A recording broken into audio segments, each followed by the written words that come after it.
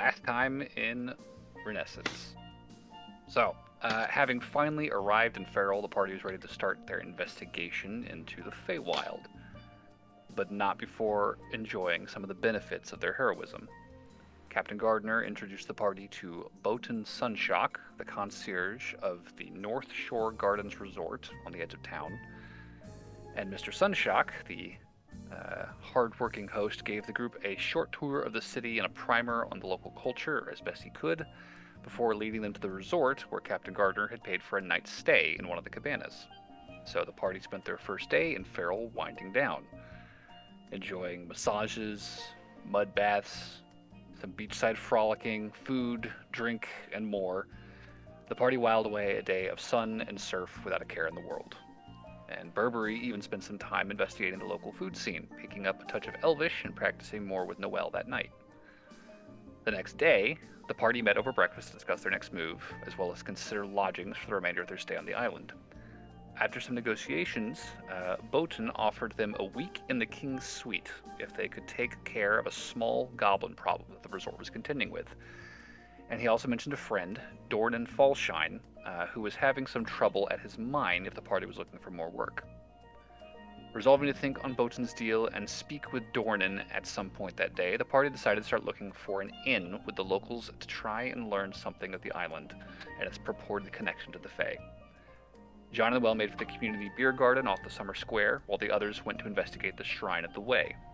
They spoke with Riley, a bartender, who, while initially cagey, after hearing about Barnaby's plight, said that she might be able to connect the party with a friend of hers who needed help with a missing heirloom. They also spoke with Adlar, a slick young hunter, who said that he could help them if they would collect a debt for him from a dwarven dockworker named Janik. The party separately made their way towards their next destination and reconvened in front of the office of Dornan Fallshine, the mine owner. So we are picking up with the party regrouped in front of this fairly sizable two-story home slash business. It's not a gigantic establishment, but it's definitely one of the larger buildings in this neighborhood, and it does seem to have been sort of set up as sort of a base of operations on the ground floor. You can definitely see signs of wagons frequently parking out front. There's a lot of like horse hitches and sort of accommodations for frequent visitors here. So now that you're here, do we have any questions before we begin? Is this guy's name Donan or Dornan? Dornan. Or donut. You know, I feel like one of these days we're going to be walking around a town, and out of nowhere we're going to discover the music that's been playing has been a bard that's been following us this whole time. There has been music playing at some distance from you pretty much your entire time in town. Like, you guys frequently walk past, So people that kind of wasn't having just in my backyard. head. No, there's lots of people just kind of like chilling, enjoying the sun and just playing with friends, enjoying their time off. Even when we're in the bathroom, there's a guy with a steel drum just outside the door. One of them is actually like playing the toilet like a steel drum. One of those metal like state park type. Okay, Fucking who's ready for setups. random ass fun fact out of nowhere? All right. The majority of toilets flush an E flat. That is a neat fact. Interesting. I feel more whole as a person having known that now. Jesus. I can always find perfect pitch if I can find the toilet. Most toilets. Does that mean you can tune a toilet? No, it's one of those things that's Maybe. like, I don't know how they figured that out, but there you go. I read it somewhere years ago, and I'm sure it's true. It's Oh one no, of I those- know exactly where I read it. I read it from the Book of Uses Information, because I like that sort of shit. That is. And I remember double checking it with my Good toilet and being like, oh, She's got a source. Fuck. Now I have to check this. sorry I interrupted. Alright, so You're we are fine. just standing outside this guy's place. Yep. Dornan. If it looks open, like, is there a window? Is there activity going on inside? Or does it seem like we're about to walk into a house? I mean, honestly, it does kind of look just like a lot of the other houses here. The noteworthy thing here is it is larger than some of the other homes on this block. It's 2 stories where most are 1 story. And there are signs that this place is frequently visited. There is sort of a space in the yard that has been sort of paved over with cobblestone that shows clear signs that cart is often brought up and unloaded or loaded here. There's horse hitches out front that have been kind of driven into the ground. And there's a couple of benches up against the exterior of the building that look sort of like sort of break spots, perhaps. But right now, standing out front, the building is pretty quiet compared to most of this street. You don't really see anybody outside. Like the neighbors are having, a small gathering nearby. You can hear them talking and some music playing out of the backyard. And comparatively, this place is a ghost town. Like it's dead silent. Okay. Like to knock. I was going to say, I think I'll probably just do sort of the polite, like, knock as I open the door. Okay. So knocking as you open, you will hear a faint jingle overhead. Ding, ding, ding, ding, ding. Good sign. As a little bell rings. And you will hear a somewhat exasperated voice call out to you from the rear of this building. And just kind of a quick glance around, you can see that there are a few desks and filing cabinets set up in a pretty large open space here.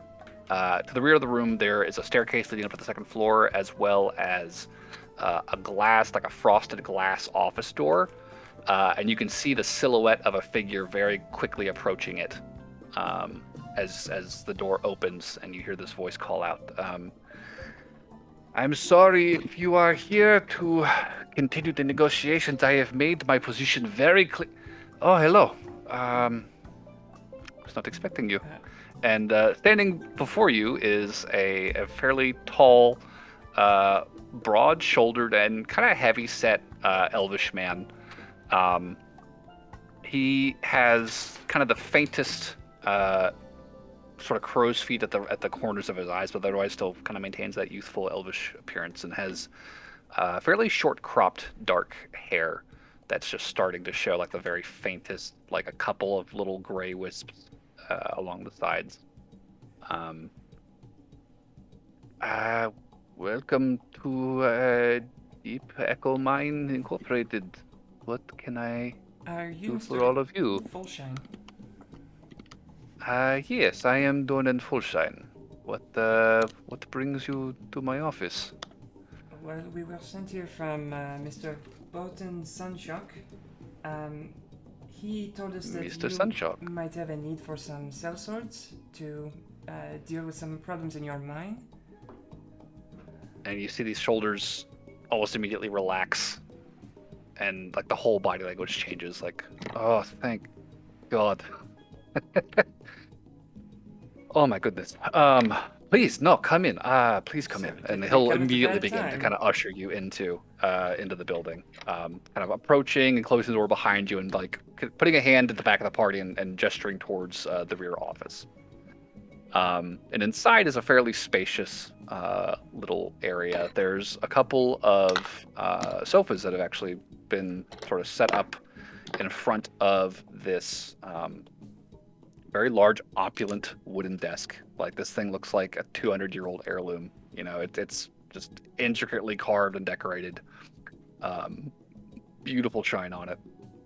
And you can see, this looks very much like the old money sort of nerve center of this man's industrial fortune. He's got shelves of ledgers as well as a small personal library. You can see there's a beautiful arrangement of crystal glasses with some deep dark liquid sloshing around in a very tall well-cut flask off to the side. And strewn across the desk are a number of parchments, but he very quickly sort of gathers his up, starts shuffling them, and puts them in a drawer and sits down behind it and just gestures to the leather-bound sofas in front of him. And he says, "Oh, you are interested in assisting with our production problems. Well, That's good to hear. That's excellent." Yes, did we come at a bad time? You seem like you're in the middle of something. Well, no, I am simply looking over the numbers. Things have not been great recently, but I assume a you are direct actually result here of at an this excellent time. problem. So yes. So the job. You are interested in taking this on, then? We are interested in learning more. Fair enough. Well, What can you I tell have us? a problem.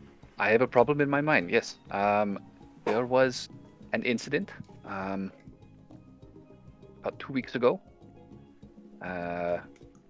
Some folk, the mining folk, went down into the newly excavated sublevel of the mine to begin excavation. We had found indications, perhaps, of we throw deeper down. Let's hope we might be able to strike a vein. Unfortunately, the mining crew broke through the tunnel wall into a natural chamber, and something attacked them from deeper inside the cave. Several of them did not make it out. And the ones that did very quickly spread the word through the rest of the mine, and the entire workforce has been on strike ever since.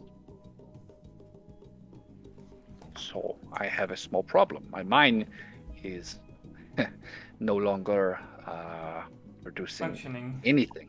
No, not at all. Right. And the miners, of course, have refused outright to handle this problem themselves, so I am forced to turn to outside contractors for this. Well, This is where you come in. might be in luck. What could you tell us about the creatures that are creature? Is it multiple, like a swarm of them, or? I don't know much. They said there were a number of these things.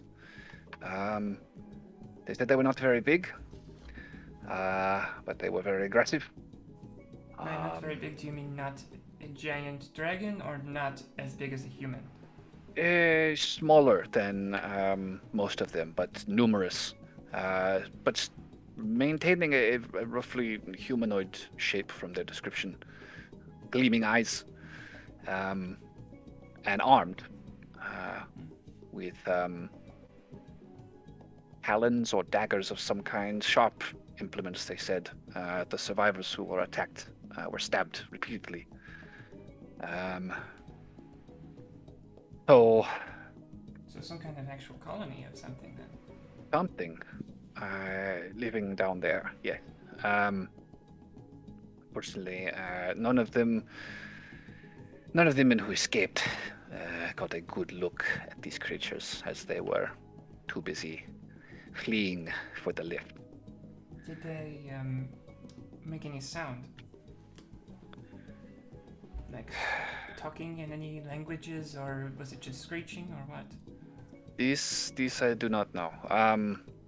By the accounts I have received, it was quite chaotic in that moment of attack.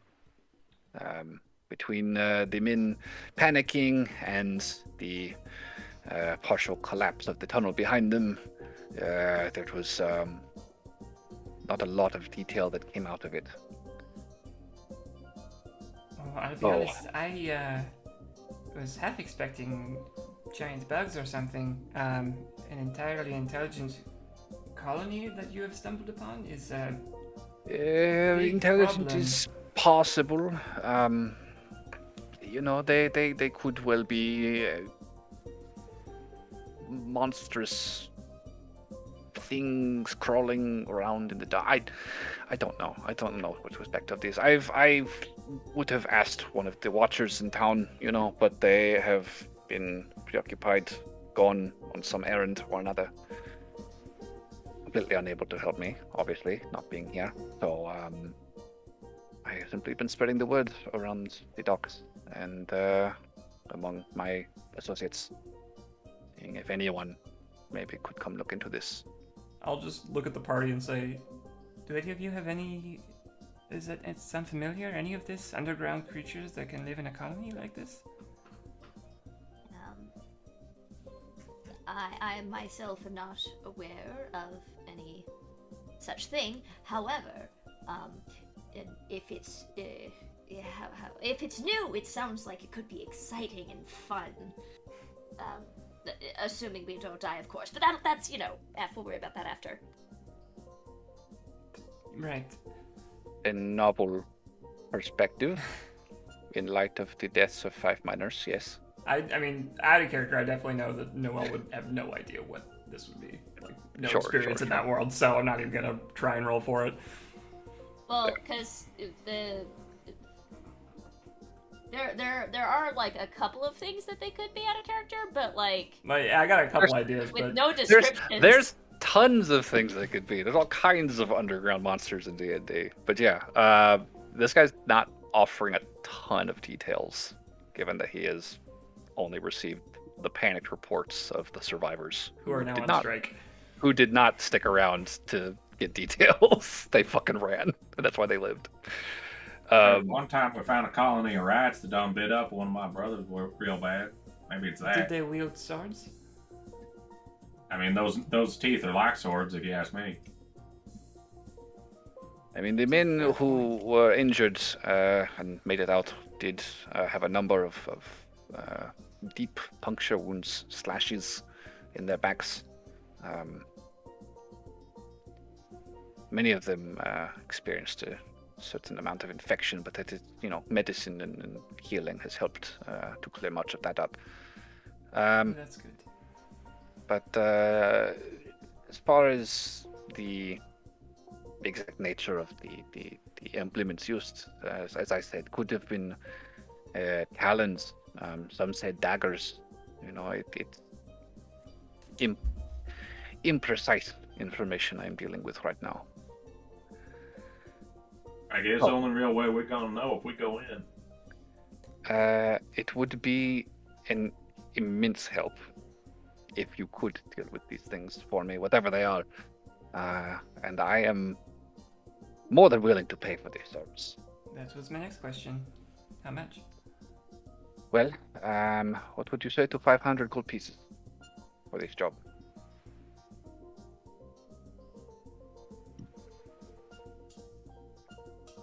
I look at the party. Quick gauge of their reaction to that number. 100 gold each. Is that worth it? I think so.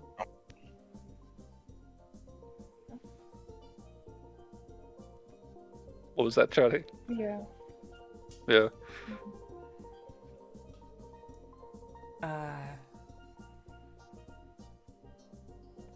God, I feel like I can haggle this guy for more. His entire mining operation is shut down, but is that too mean? Like, this guy is in super desperation mode. We're trying to get on their good side, remember? That's my old character leaking through. Kick him while he's down, shall we? I don't know if we can do it today, but I think 500 gold could be enough. Well, you are game for this. I have a contract written up guaranteeing on my side a promise in exchange for services rendered. If you would like to sign now, or if you want time to think about this before committing, that is understandable. You are facing some serious unknowns in this predicament.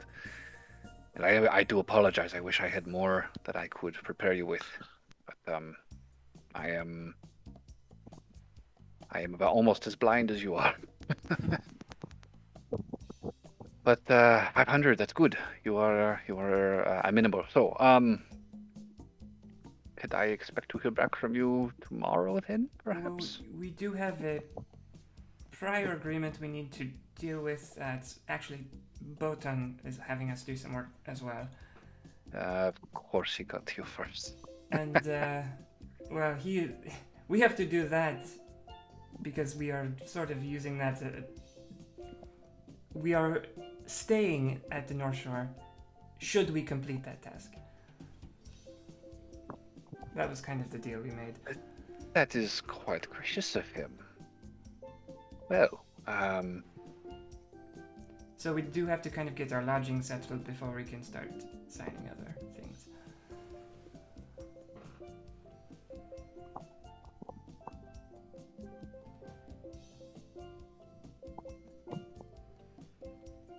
I suppose you have a prior engagement. It would be dishonorable to break it.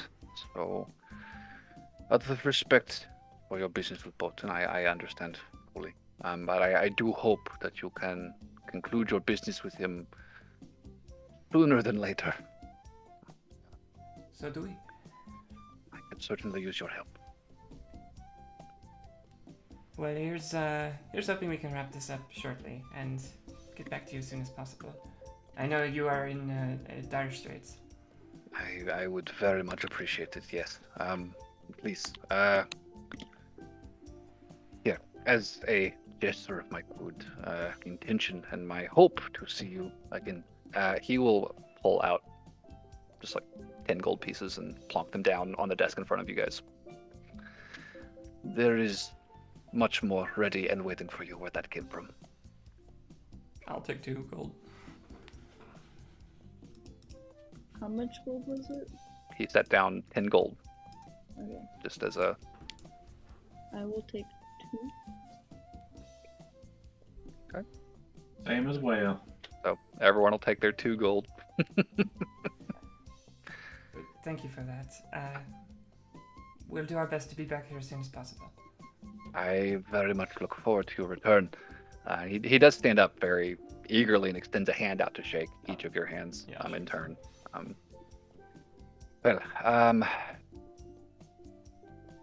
It occurs to me in my rush to secure your assistance, I have completely neglected to ask your names.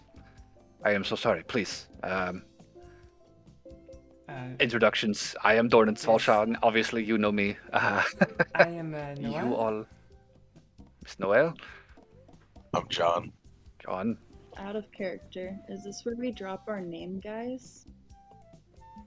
Our new name? Our group name? Is this when we do it? Or should we wait? I only didn't because he specifically said this is for... He wanted to introduce himself to us. Well, he also doesn't know your name. Yeah, like he doesn't know who we even are. He literally just like pulled you into his office and was like, please fucking help me. Okay. We could end it with like we call ourselves. Okay. This quick aside. Group huddle. Is today the day? And the shine will take us clear that we are getting out of. Barnaby Ray Otis III, and I'll shake his hand. He shakes your hand vigorously. Mr. Otis, I very much appreciate your assistance. And you, ma'am, turning to you, Lauren. Hi, I'm Lauren. Pleasure to meet you, Hortense. Meet you. And this leaves us with And Burr. Mr. Burr. Well, everyone, please hurry back. This is the better. In here. Thank you for coming by. All right. Would you like a drink? I He'll think we have kind of other places awkwardly to look be. over to the liquor cabinet. I think we'll probably just Love one. nod and head out, I guess. Oh. I'll just pour myself one.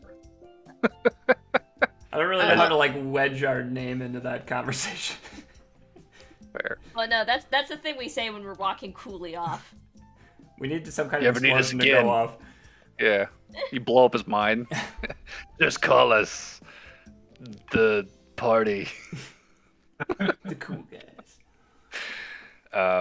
And yeah, I guess you guys will leave him as he's kind of pouring himself a glass and just. Can I He's say like, I just threw that's a 10 ring. gold for nothing. Nothing! I really fucking hope they come back. As he sets the glass down. And yeah, you guys head out. So. Were you gonna say something, Johnny? No, it's okay. Okay. What was it? Nothing. Johnny, it's okay. I'm sorry if I overrode you. I know you're tired. It's okay. All She's right. gonna go for that alcohol. I was. I really was. You want to share a quick shot with this guy to kind of... Yes. All right. He will graciously pour you a glass. Just sealing that deal. Clink. Cheers. Please go back. Good.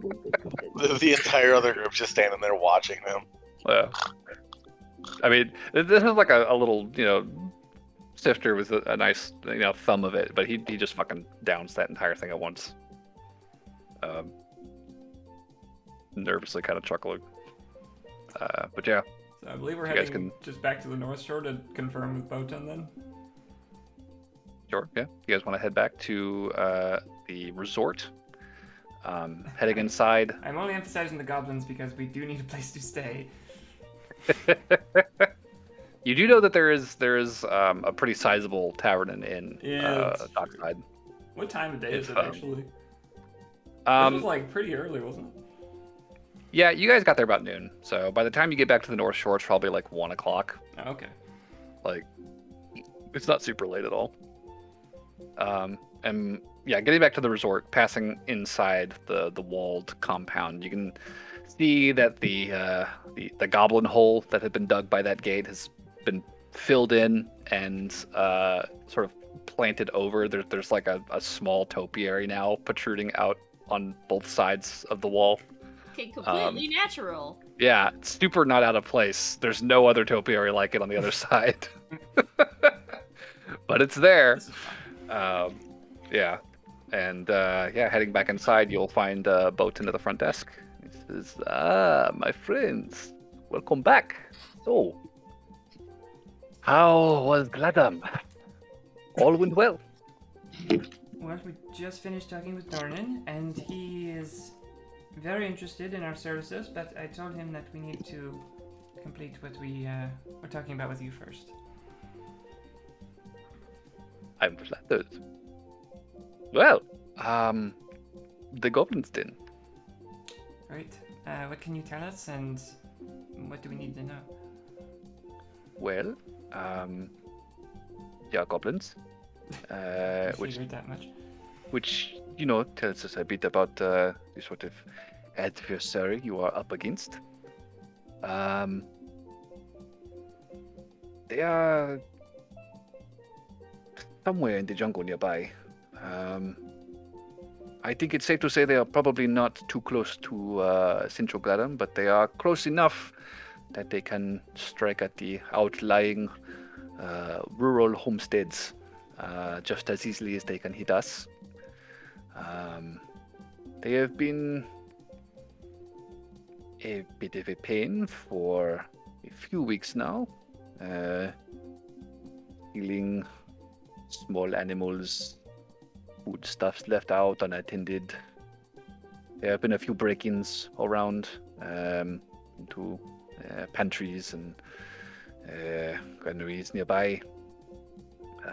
Other things have gone missing too. Canopies, spare clothes on the clotheslines. Just really being a general menace.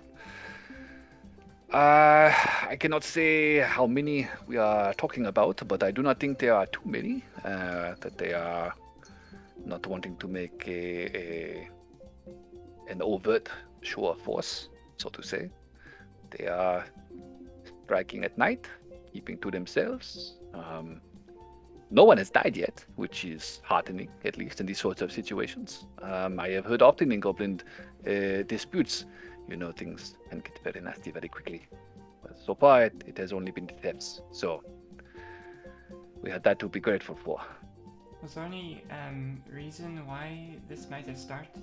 Like, is it just completely unprompted? Suddenly things started missing? Well, I can only assume that they have moved their settlement, their camp, whatever, wherever they are staying, they have moved closer to the city. And if I had to guess, the opportunity is probably too good to pass up. It is probably easier to take from us than it is to continue whatever it was they were doing before, Right. But as far as what could have prompted this, that I could not say. I am not exactly well attuned to the ways of goblins deep on the island. You might have to ask them yourself. Well, I was more just thinking, like, was there any big, openings of a new cabana that you had announced, or like a big festival that had attracted their attention? That was all I was asking. No, nothing of the sort. We have not really expanded the resort in years. It's a very self-contained little operation we have here. We do not need to be stretching ourselves too thin. What we have works. So it is. Maybe Gladam has been expanding into the forest and pushed, some imbalance into the natural cycle of things. I could not say, If you are looking for more information, I think you might be able to ask some of the locals. Maybe it might take a little tweedling. They are somewhat reserved when talking with outsiders, as I'm sure you've seen. Right. But, a little push, a little prod, you say you're here to help, and perhaps maybe they open up a bit. So would it be safe to say that they are north of here? In the forest? Northeast, somewhere in there. I would not imagine they are along the coast. And I do not believe I have heard any stories of encampments sighted along the coast from my contacts in town. I feel like that's what I think would have gone noticed, so I would expect at least they are somewhere in the woods. Where though, I could not tell you.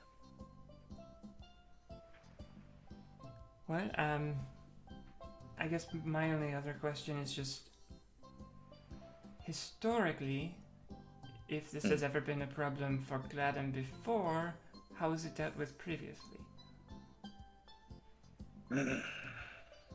Surely this can't be the first time goblins have tried to make a nuisance of themselves for your people. It's funny. I don't.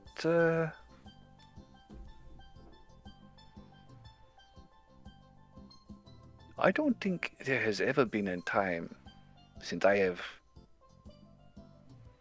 been on this island that I have encountered goblins this brazen as to raid our resort. This is a new one. I wonder what's driving them. Some kind It of is, strong desperation, probably. Something has given, one way or another. What I do not know, but it has not been so terrible, at least, that it has required immediate attention, so to say. It's a couple things here and there, a couple nights a week. Right. You see, signs of intrusion, things missing, but We did see one again, of no those violence. wolves. So it has not been something I've been able to sort of rally support to deal with the locals. Right. And honestly, we are not exactly hurting here. It is a nuisance, but one I would be glad to see gone. Fair enough. So as far as the payment is concerned, The King's Suite, I believe we said, yes? yes. Would that actually... I didn't think about this before, but would that actually fit all of us comfortably? I think we could certainly arrange for that to accommodate a lot of you. There is I would assume it's bigger than a normal room. there are 4 bedrooms attached to this top floor suite, but if you are looking for private rooms, I think that we might be able to convert one of these spare dining rooms into a 5th bedroom, if that is your preference. Okay, sorry, just out of character. So the King Suite is literally just the entire top floor. Yeah. Okay. That was what I assumed last time, but the way it was worded last time made it sound like there were multiple King Suites. I wasn't sure. Apologies.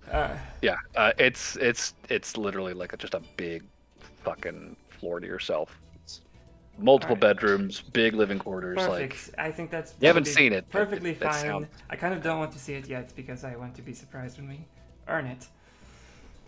Well, if you have any accommodations that you would like us to prepare ahead of time, I could get a head start on that if you expect to be done today. Depends how complicated this ends up being, but it doesn't have to take forever. And that's the King Suite, access to the spa for the entire week, and The additional King Suite and drinks. the full access to every amenity the resort offers. Unlimited. That sounds pretty good to me. You needn't worry about doing any extra stuff for the dining room. Just make sure there's like 3 extra sets of sheets and we'll be fine. We can certainly make that happen. Do you have a preferred deck count? There are thread counts.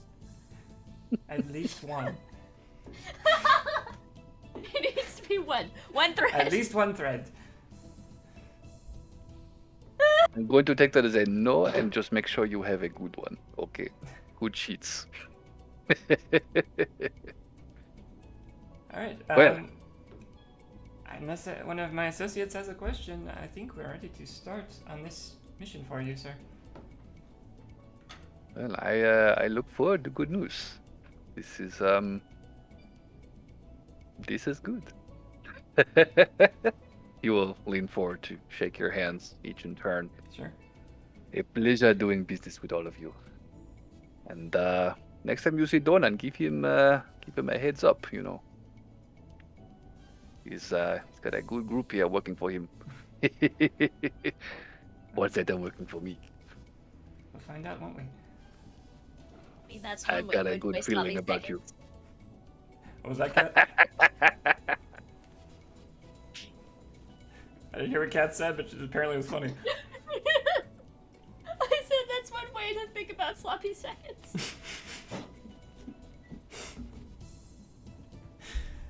That's one way to put it. Okay. Turn to I'm the going group. to say that line for next time. Any other thoughts? Anything else before we head off into the forest? Does everybody have everything they need? I think I'm good to go. I could use a little more mud behind my ears, but I think this will do for now. I'm sure there'll be plenty of mud in the forest. Good point. Let's go. Alright, off we go. All right. We're gonna go try and head into the forest and find some goblin tracks, I guess.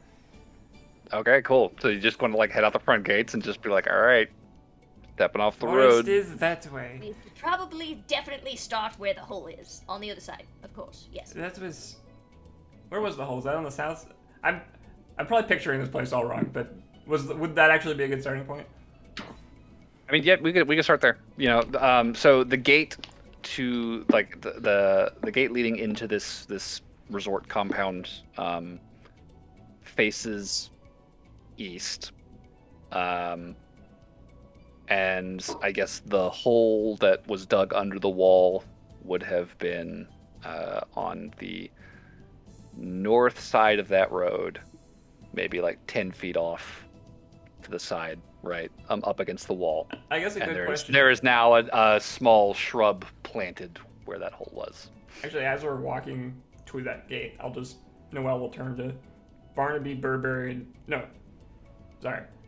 John, Barnaby, Lauren, and just say, I have never dealt with anything like this, so if any of you have any expertise in hunting or following tracks or investigation or anything like that, please feel free to chime in.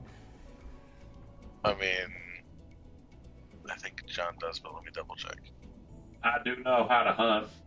I like to think I do. All right, and I guess now we'll be at the gate. I just wanted to make it clear that Noelle does not have any fucking clue how to do this shit, so... Like, Noelle's job here has been done. I'm just like, She I'm has done. secured- All right, let's figure this out. Good luck, John has a everyone plus else. 4 John has a +4 in survival. Alright, that's something. Perfect. I think I have a +5 in survival. Oh, shit. Damn.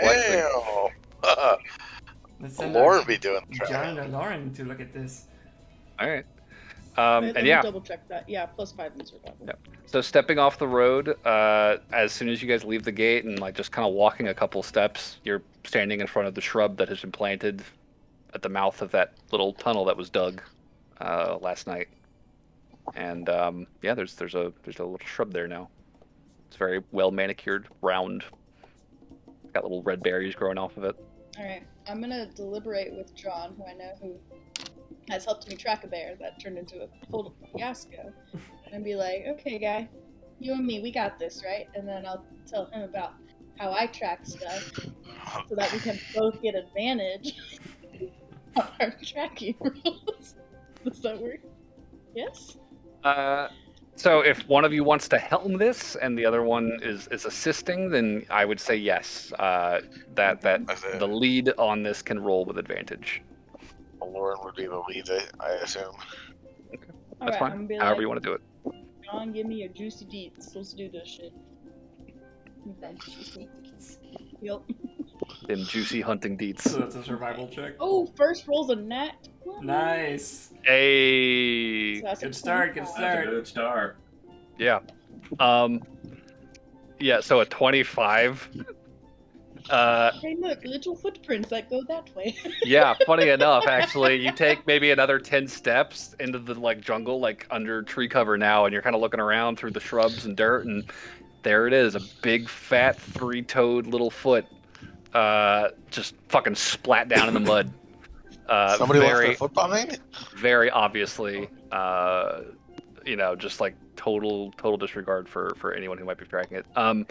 It is not a big foot. It is probably the size of like a child's. Yeah, there's like a trail of them. These little pointy-toed, three-toed feet just fucking out into the woods. Why do they keep leaving their feet behind? Their tracks. Seems like a pretty good place to start. You never said tracks. You literally just kept saying feet. And I'm like, why are they leaving their feet behind? All these little severed feet. It's a goblin cultural thing, you wouldn't understand. Yeah. Every step they take, their foot detaches and they grow a new one before they take the second step. But yeah, no. Yeah, you see a very obvious trail of goblin tracks leading into the jungle. Good find, Lauren. Thank you. You're so sleepy, Lauren's Johnny. asleep this whole day. She's real hungover, guys. She's like, Well, what's funny is that I rolled and I'm actually not hungover. So we're gonna say, in session, that one shot of alcohol I took with that guy just made me sick to my stomach. Like, I was great, and then I was like, yeah, let's keep partying. And then I'm like, nope. There was something weird in there. Yeah, now I'm just kind of like that way. yeah, it was like a weird herbal liquor, and it's just like not sitting well. Yeah, This elvish shit. It's like, ugh. that's what's happening. But hey, you know your job, and it's not hard when the goblins are this obvious. And yeah, you find a trail. So you just gonna head up after them into that jungle there. I think we probably don't need to be stealthy yet, but at a certain point, we should probably pay attention to our surroundings and listen to see if there's anything, like if we're getting close to an encampment or a group. Mm-hmm. So we'll start walking, I think, probably first. Okay. So, heading into the forest. Let's see, what's good fucking ambience for this? Death forest place. Something with trees. There.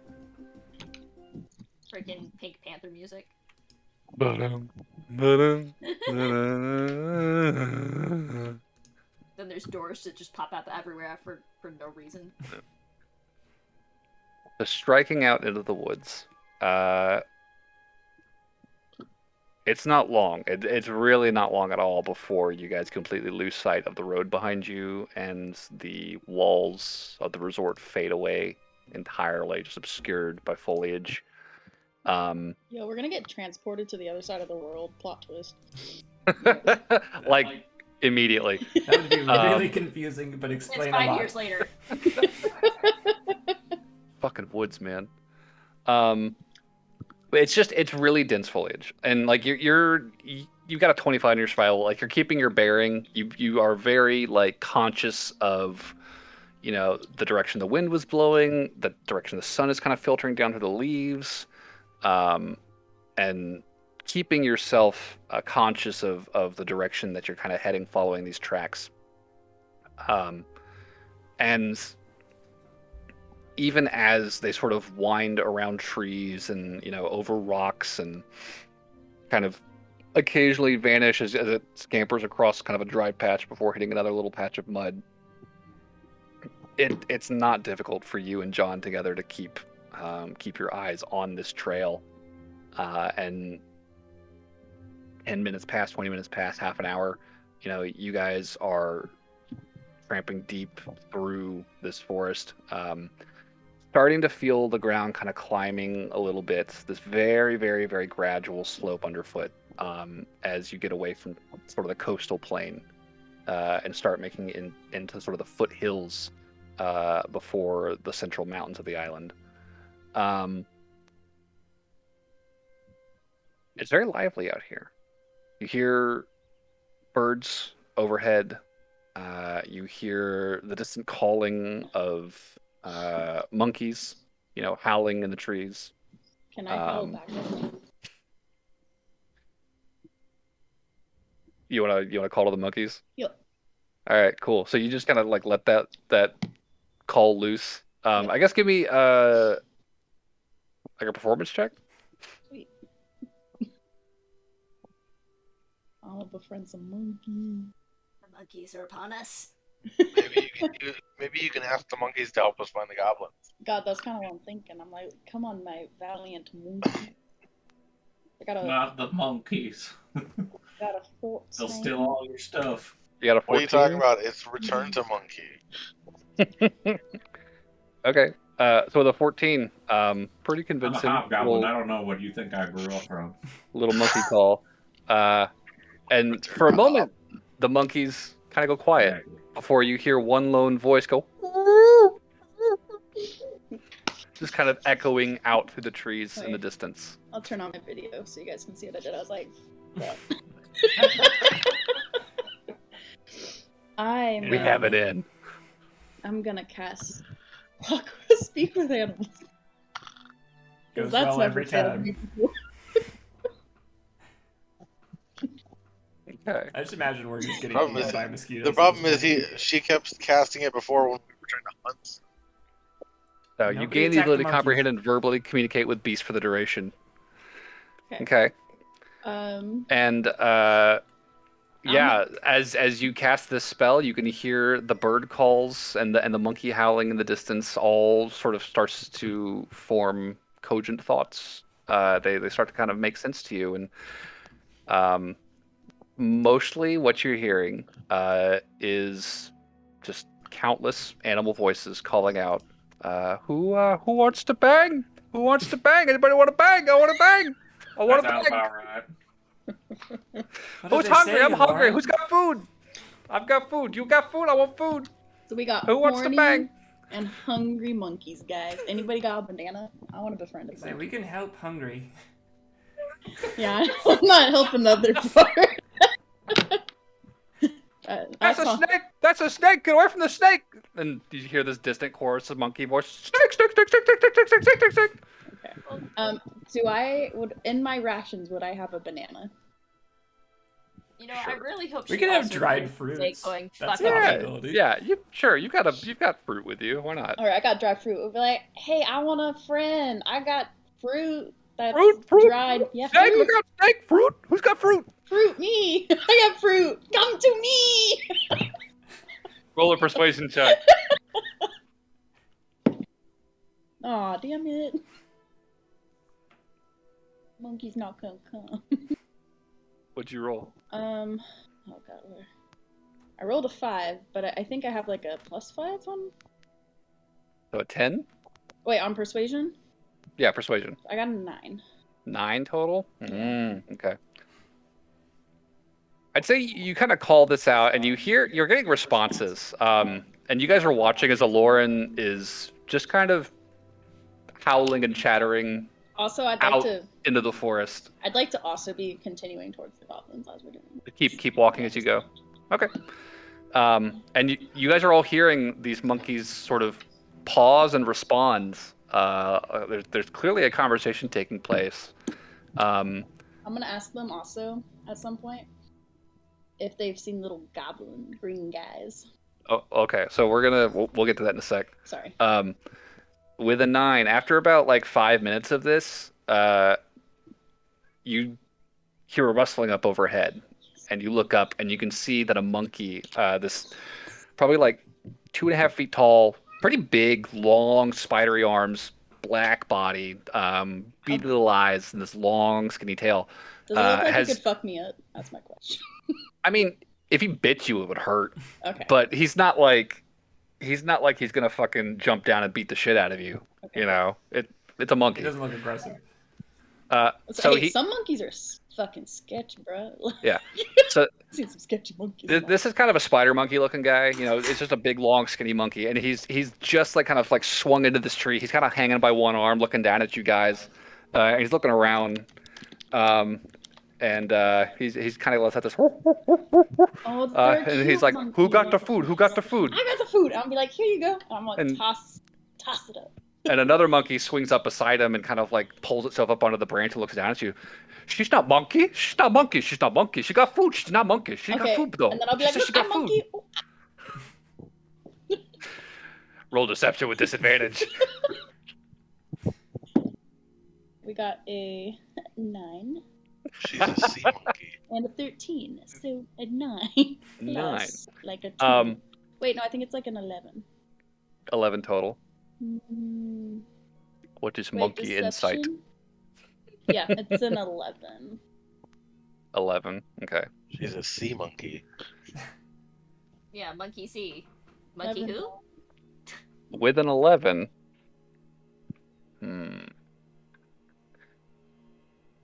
Unfortunately, meets it beats it. So I guess not meets it beats it. I guess this is more of a contested thing. But these monkeys are kind of gathering in this tree now. There's probably like 5 or 6 of them. They've all been kind of like following this lead, and they're all sort of like starting to bunch up and look down at you guys. You make this little display. I am monkey too, and you see one of them kind of just like really lazily point down at her and be like, "That's not monkey. That's fish. No, that's monkey. Look, arms like monkey. No, she has no hair. She is not monkey." And there's kind of this like dim little argument that kind of starts up between the troop. But what is monkey? One of them You've just started a philosophical debate. What is monkey? I don't know. What What's is a monkey? mug? Maybe Are it's tritons tiger even monkey mammals? explains all the Oh, webs. bug. One Like, of come them on, get distracted. One of them, for some reason, is holding a skull in their hand. What is monkey? Alas, poor monkey. And like one of them, you can see they've got like a little baby kind of clinging to their chest, and it's just kind of like sitting up there, like wrapped its arms around it and kind of looking down at you quietly. The monkey looks down, sees what you're holding, is like, food. I'm going to take a little piece of fruit and toss it to each monkey. Okay, you're gonna toss food up at them? Yeah. Okay.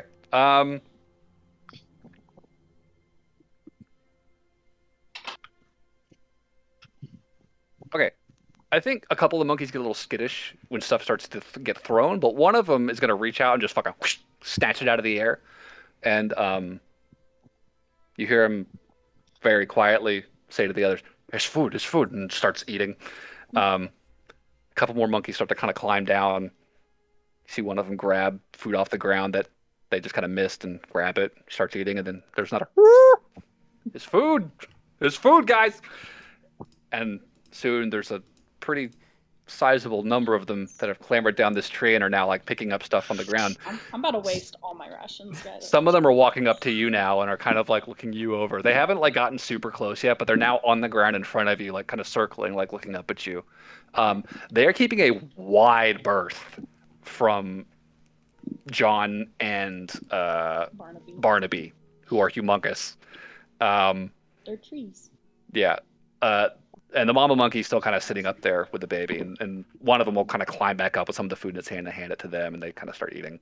Okay. I will ask them after I've given them food if they've seen little green things. Okay.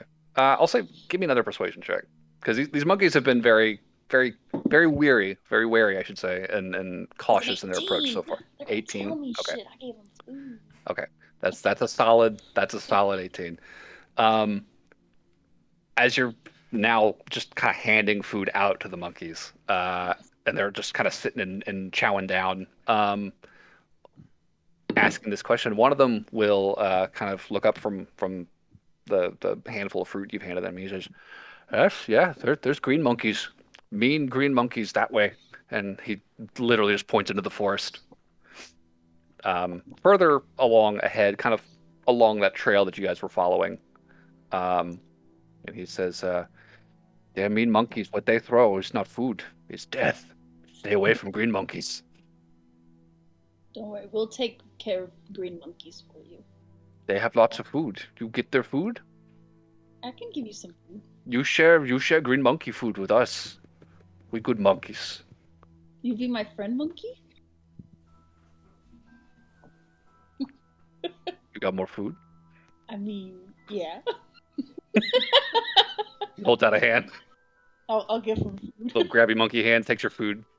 It's like, okay, we're friends. Do they know how many green monkeys? Do you know? Very excellent question. Do you know how many green monkeys? He's like chewing and looking around at his troop. More than us. And looking at this group, there's probably like 15 of these monkeys, all gathered, all total, and that's including the mom and the baby up in the tree. More than 15 goblins.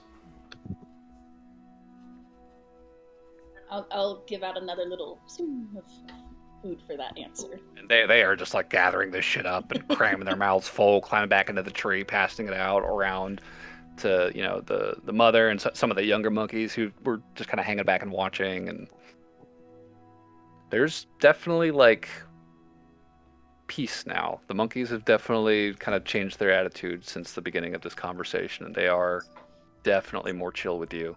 Another question. Very intrigued by the presence of all this food that you are carrying. Are the green monkeys awake during the day? And I will repeat questions that Noelle has to the monkeys. I'm just trying to give us some kind of advantage here. That's a lot of goblins. Green monkeys keep watch all day, all night. I'll relay Some sleep, the message. some watch, like us.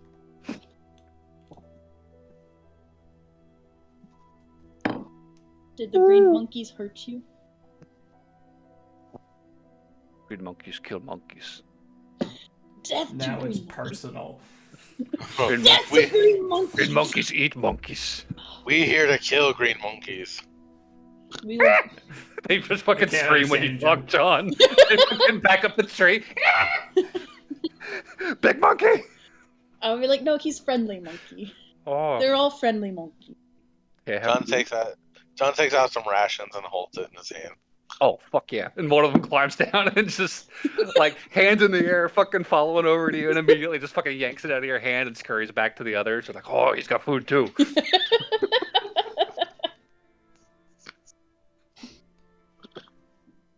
Does anyone have any other questions for the monkeys?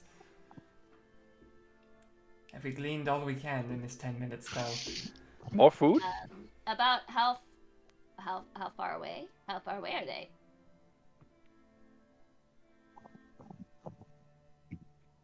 That way. How many Time? trees? Lots of trees. Yes, that's too big. I'll ask the monkeys if they think they might be willing to distract some of the green monkeys for us, so we can have an easier time getting rid of them. That is the death sentence for the monkeys. Roll a persuasion check Just so you know. with disadvantage. Oh, not. They're good. Okay, so I had an 11 plus 4. So that's a 15. 15. You see the one that had kind of been leading this conversation shake his head, kind of mimicking, watching you guys' gestures, and he's like, green monkeys kill monkeys. It's not safe. So all you do is we will be standing there to protect you in the back, and you just lead them to us. No, green monkeys throw death at monkeys. It's bad time. We stay away from green What monkeys. does it mean by throw death? What do I they believe throw they're at throwing you? like spears or something. Yeah, it's kind of like Nice. They kill monkeys. They throw John- throw at monkeys and they kill us. John points at his weapon and says, throw this. See him kind of shrink away. Obviously, he can't understand what you're saying, but you can definitely see he reacts to the spear. Glaive, Okay, so I they have guess. spears. okay. Did they say something about fire, or did I hear something wrong? I assume I heard something wrong. I don't think they've said anything about fire Okay. necessarily. For some reason, my brain immediately was like, "Oh, goblins! They probably have bombs." I mean, do you want to ask them about fire? Lorne can definitely make that question I happen. don't know how to ask it exactly. Is there fire? And then do I have Maybe no fire. There's forest fires, right? I guess the green monkeys make the red light. Yes, we see it.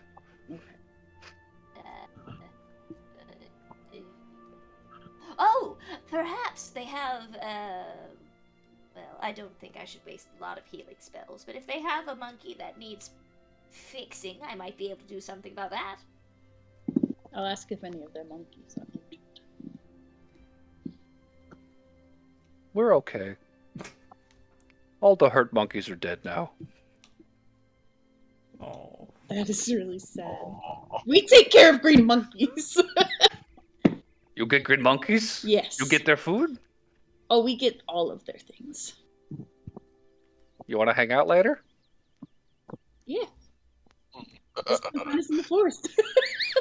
There is a note of suggestiveness in the monkey's voice. Oh, no. No. We check back later. Maybe you change your mind. You kind of pat your knee. No. I just want to be friends, bro. That's cool. Monkey We're got friends friend too. zoned. He's gonna take another monkey by the shoulder and just kind of lead him off away into the bushes. The other monkeys are just chilling with the food, just kind of watching. All right, y'all have fun. I'm gonna go. That was, You kill green shame monkeys. it Yes, had to kill end the on such an monkeys. awkward note, but that was very Yeah, helpful. the monkeys want to get horny with us, so this is where Well, we end the that's conversation. Probably where we should go. This is it. Meanwhile, I mean, you guys have been hearing that in the tree. I guess Aloran would be hearing that in the trees. I mean, the birds are doing the same shit. It's just nonstop. Thankfully, it only lasts for 10 minutes. Yeah. Mercifully. Yeah. So before long, that spell will have worn off, and it'll be back to beautiful bird calls, which you now understand the meaning of. It did say it was quite a ways to the encampment, though. It's a walk. Okay. Then I guess we'll It's just many trees. we'll keep trudging along, I guess. And I just want to keep an eye out if the monkeys follow us. I'd say with your passive perception, you definitely notice They kind of fall behind just because you leave them eating for a while, but within a few minutes you start seeing, rustling in the treetops overhead. They are definitely following you guys now. I will say, I think while we're walking, maybe not immediately, but like 5 minutes after we kind of leave the monkey group, I'm definitely going to start keeping an eye out for scouts, any additional goblins patrolling or anything in the forest or scavenging. Yeah. Go ahead and give me a perception check then. First roll, that one. You're a little out of your element here. It's the mosquitoes. God damn it. A little distracting. But yeah, about another half an hour, and you start to notice overhead the monkeys sort of slow and kind of bunch up in this kind of tall, towering tree nearby. And they stop following you at this point. It's you can just goblins. You can just kind of like faintly hear the murmuring of the simians overhead, and it very quickly fades away as you continue walking forward. They're keeping pretty chill at this point. They're being a lot quieter than they were earlier when you could hear them hollering at a distance. With the passive perceptions in the group, I would say you would definitely start to see signs of passage of sapient creatures in the area. The footprints begin to grow more frequent and sort of interconnected in their paths. You see, the tracks that you're following are now sort of cutting across other sets of tracks that are sort of mingling and following. I would like to cast Pass Without a Trace now. Okay. I was just gonna ask about that. So Pass Without Trace is up. You guys are also seeing plants that have been, partially stripped of branches, all their fruit, sort of leaves and sticks scattered around at the bases. There's a handful of young tree stumps that have been hacked and their trunks dragged off in the direction of the tracks that you're following. Definitely clear and obvious signs of goblin activity in the area. So, since it sounds like we want to get sneaky, let's get that stealth check from everyone, please. Can I have a conversation with Barnaby and make sure he's okay that we're about to go kill goblins? Barnaby, are you gonna be okay if we kill goblins? Barnaby just kind of looks at you quizzically. Yeah? Well, you're a hobgoblin. Yeah. It's in the name. I mean, I could ask you the same thing. If I kill a fish, would that insult you? No, fuck fishes. That tells you a lot about how. Answer. That tells you a lot about how hobgoblins think of goblins. Alright, cool. Okay, just want to make sure. So we're rolling stealth. Yes, please. Stealth check from everyone. For Noel. I do appreciate the consideration. I rolled a 20 again. Nice. I'm glad someone's rolling well. So Hey, Noel. Oh, yes? Oh, God. Sorry. Didn't mean to interrupt you. Sorry, we were just in the middle of stealth checks. 9 for me. 9 total? You do get a plus 10, so that's not possible. Oh, then 19. Oh. I rolled a 4. If we're getting a plus 10, then I'm at 25. Okay, so 19, 24, 25, 25. 32. I rolled Jesus. a nat 20 and plus 2 plus 10. Jesus, okay. Nice. Lauren's... She has a vengeance out for the green man. That's true. She has motivation. He has a vendetta now. Did you want to say something, John?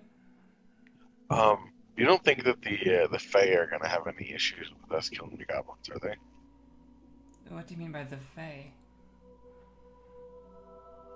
Like, that's who we're here to find, right? I guess I honestly don't know anything about the Feywild, so. But are they? Don't they dislike killing in their forests? I don't know. I wish I did. That's a new thing to be worried about now. I think we just have to focus on doing this. Plenty of things die in this forest. They have to, right? I mean, the monkeys were just saying about how they throw death. Yes, if anything, we are helping return the forest back to a more normal state. Ooh, good point, Noel. I guess. Okay. Boom. A gesture to like a cut down tree. Yeah. Not too far from that tree, there's like a small like makeshift spear post that's got like 2 or 3 little animal skulls just fucking stacked on top of each other at the end of it. You know that meme where it's that guy with his like fist bunched at his like hip, his leg? That meme where they like, that's what it is. Yeah, like a lizard and a bird and like a little monkey skull, just kind of all. A monkey skull? Oh I'm no! gonna bury the monkey skull. You want to take it off the spear tip? Yeah, I'm gonna take off the animal skulls and bury them to rest. Okay. You're That's being like very sneaky about it, so you're okay. Can I just say that I'm like, that's like the most druid thing I've done this entire Fucking mauled people to death, torn heads off, ice knifed a guy and almost killed another guy on accident. But this is progress. Character development. Well, we're sneaking up. Yeah. So as you're advancing, Aloran, with your passive perception of 17, you begin to make notes of some very precarious arrangements of the local flora nearby. You see a bent over tree, this young sapling that's kind of like bowed over almost like completely to the ground, and you make note of the fact there's clearly like a cable kind of tied to it, almost like a sort of a counterweight. It's kind of strung across to another tree. Kind of following it, you can see there's like a log suspended up in some branches, very poorly concealed, with like a very crude, sharp tip carved into the end of it. In another spot, you see just a straight up loop snare kind of dangling at the base of another tree. And all around you now, you're catching note of these very basic but very functional traps and snares that have been kind of set up. Thankfully, with that passive, you are able to lead the party carefully around them. Wait. We're not leading around yet. I got an idea. Okay. Let's set off some of the traps, disable the others, make a bunch of noise, hide in the bushes nearby, and jump some of the goblins so that we're not overwhelmed by the numbers. I like the idea, but I do think we should look first, and I think we're pretty well hidden, just to get a view of what we're up against. Because we can't be that far from the camp at this point.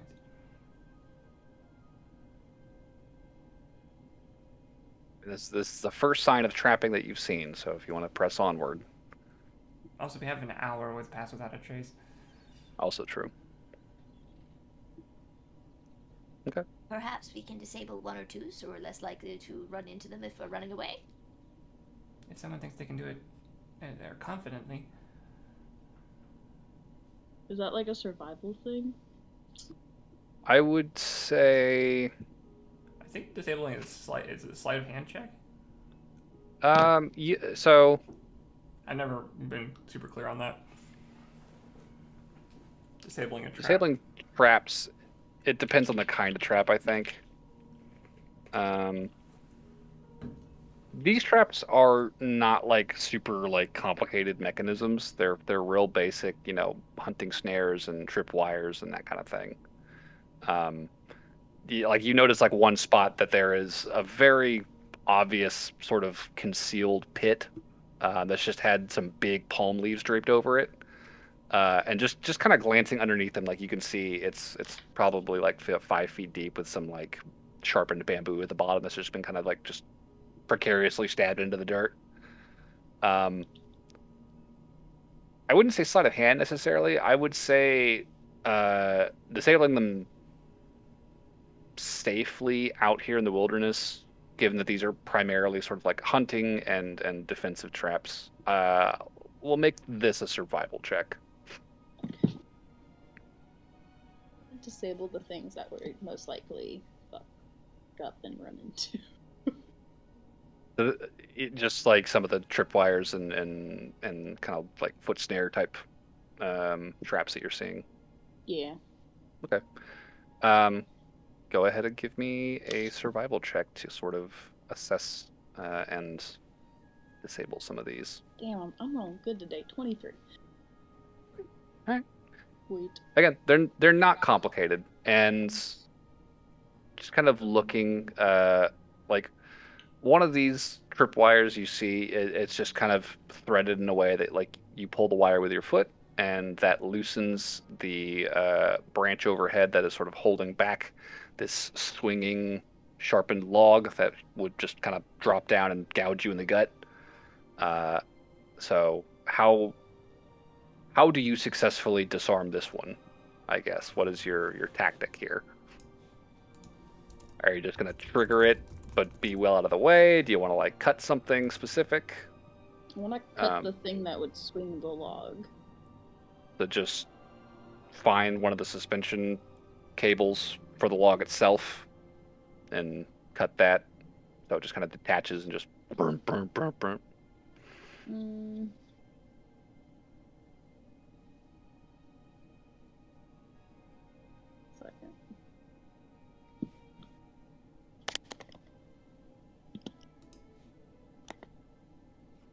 I don't want to make too much noise with this shit, so. It'd be rustling in the trees. Like you wouldn't have to drop the log all the way to the ground with like a crashing sound. It's like you could cut a cable and just have it kind of drop out of its spot and just hang there. Okay. Without any tension really to propel it any further. Okay, I'll do that then. Okay. Yeah. And it's just a couple of branches and there's now just a sharpened log hanging out of a tree. You can do that in a couple more spots where you see more of these little traps set up. Just fucking cut one of the snares so that the loop doesn't actually pull you into the tree any longer. Like, these are basic little traps. This is standard sort of survival fare. Most of it you do make note is made out of vine. Like these are plants that they're using primarily. You don't see like any rope at all in any of these, and a lot of the carving work is very, very roughshod. Like it's just like gouged instead of like cleanly shorn. Judging from the setups you're seeing, like they're not operating with like a ton of equipment.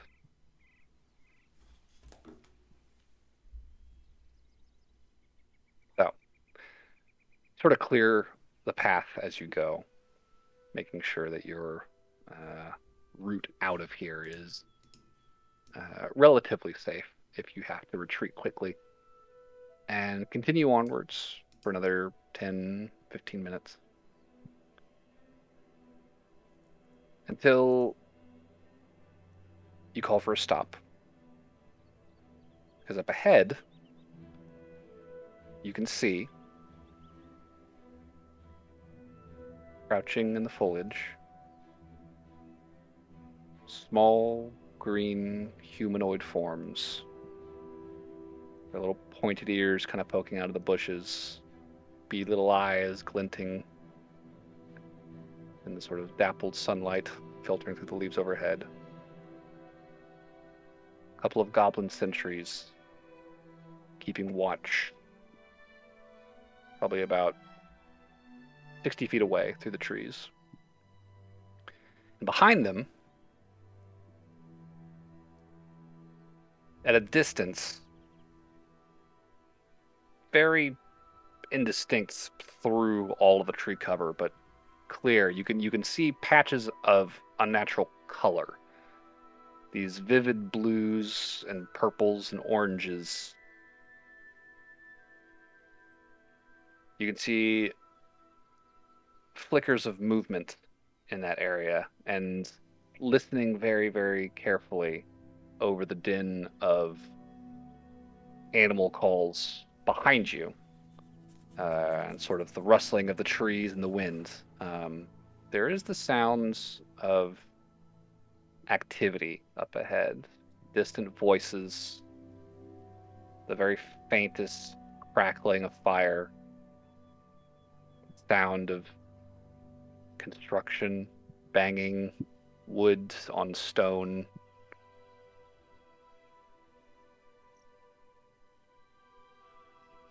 At a glance, it looks like you have found an encampment of some kind. And 60 feet ahead of you, crouched in the bushes, are a pair of sentries. They have definitely not seen you yet, but they are there, and you can see them.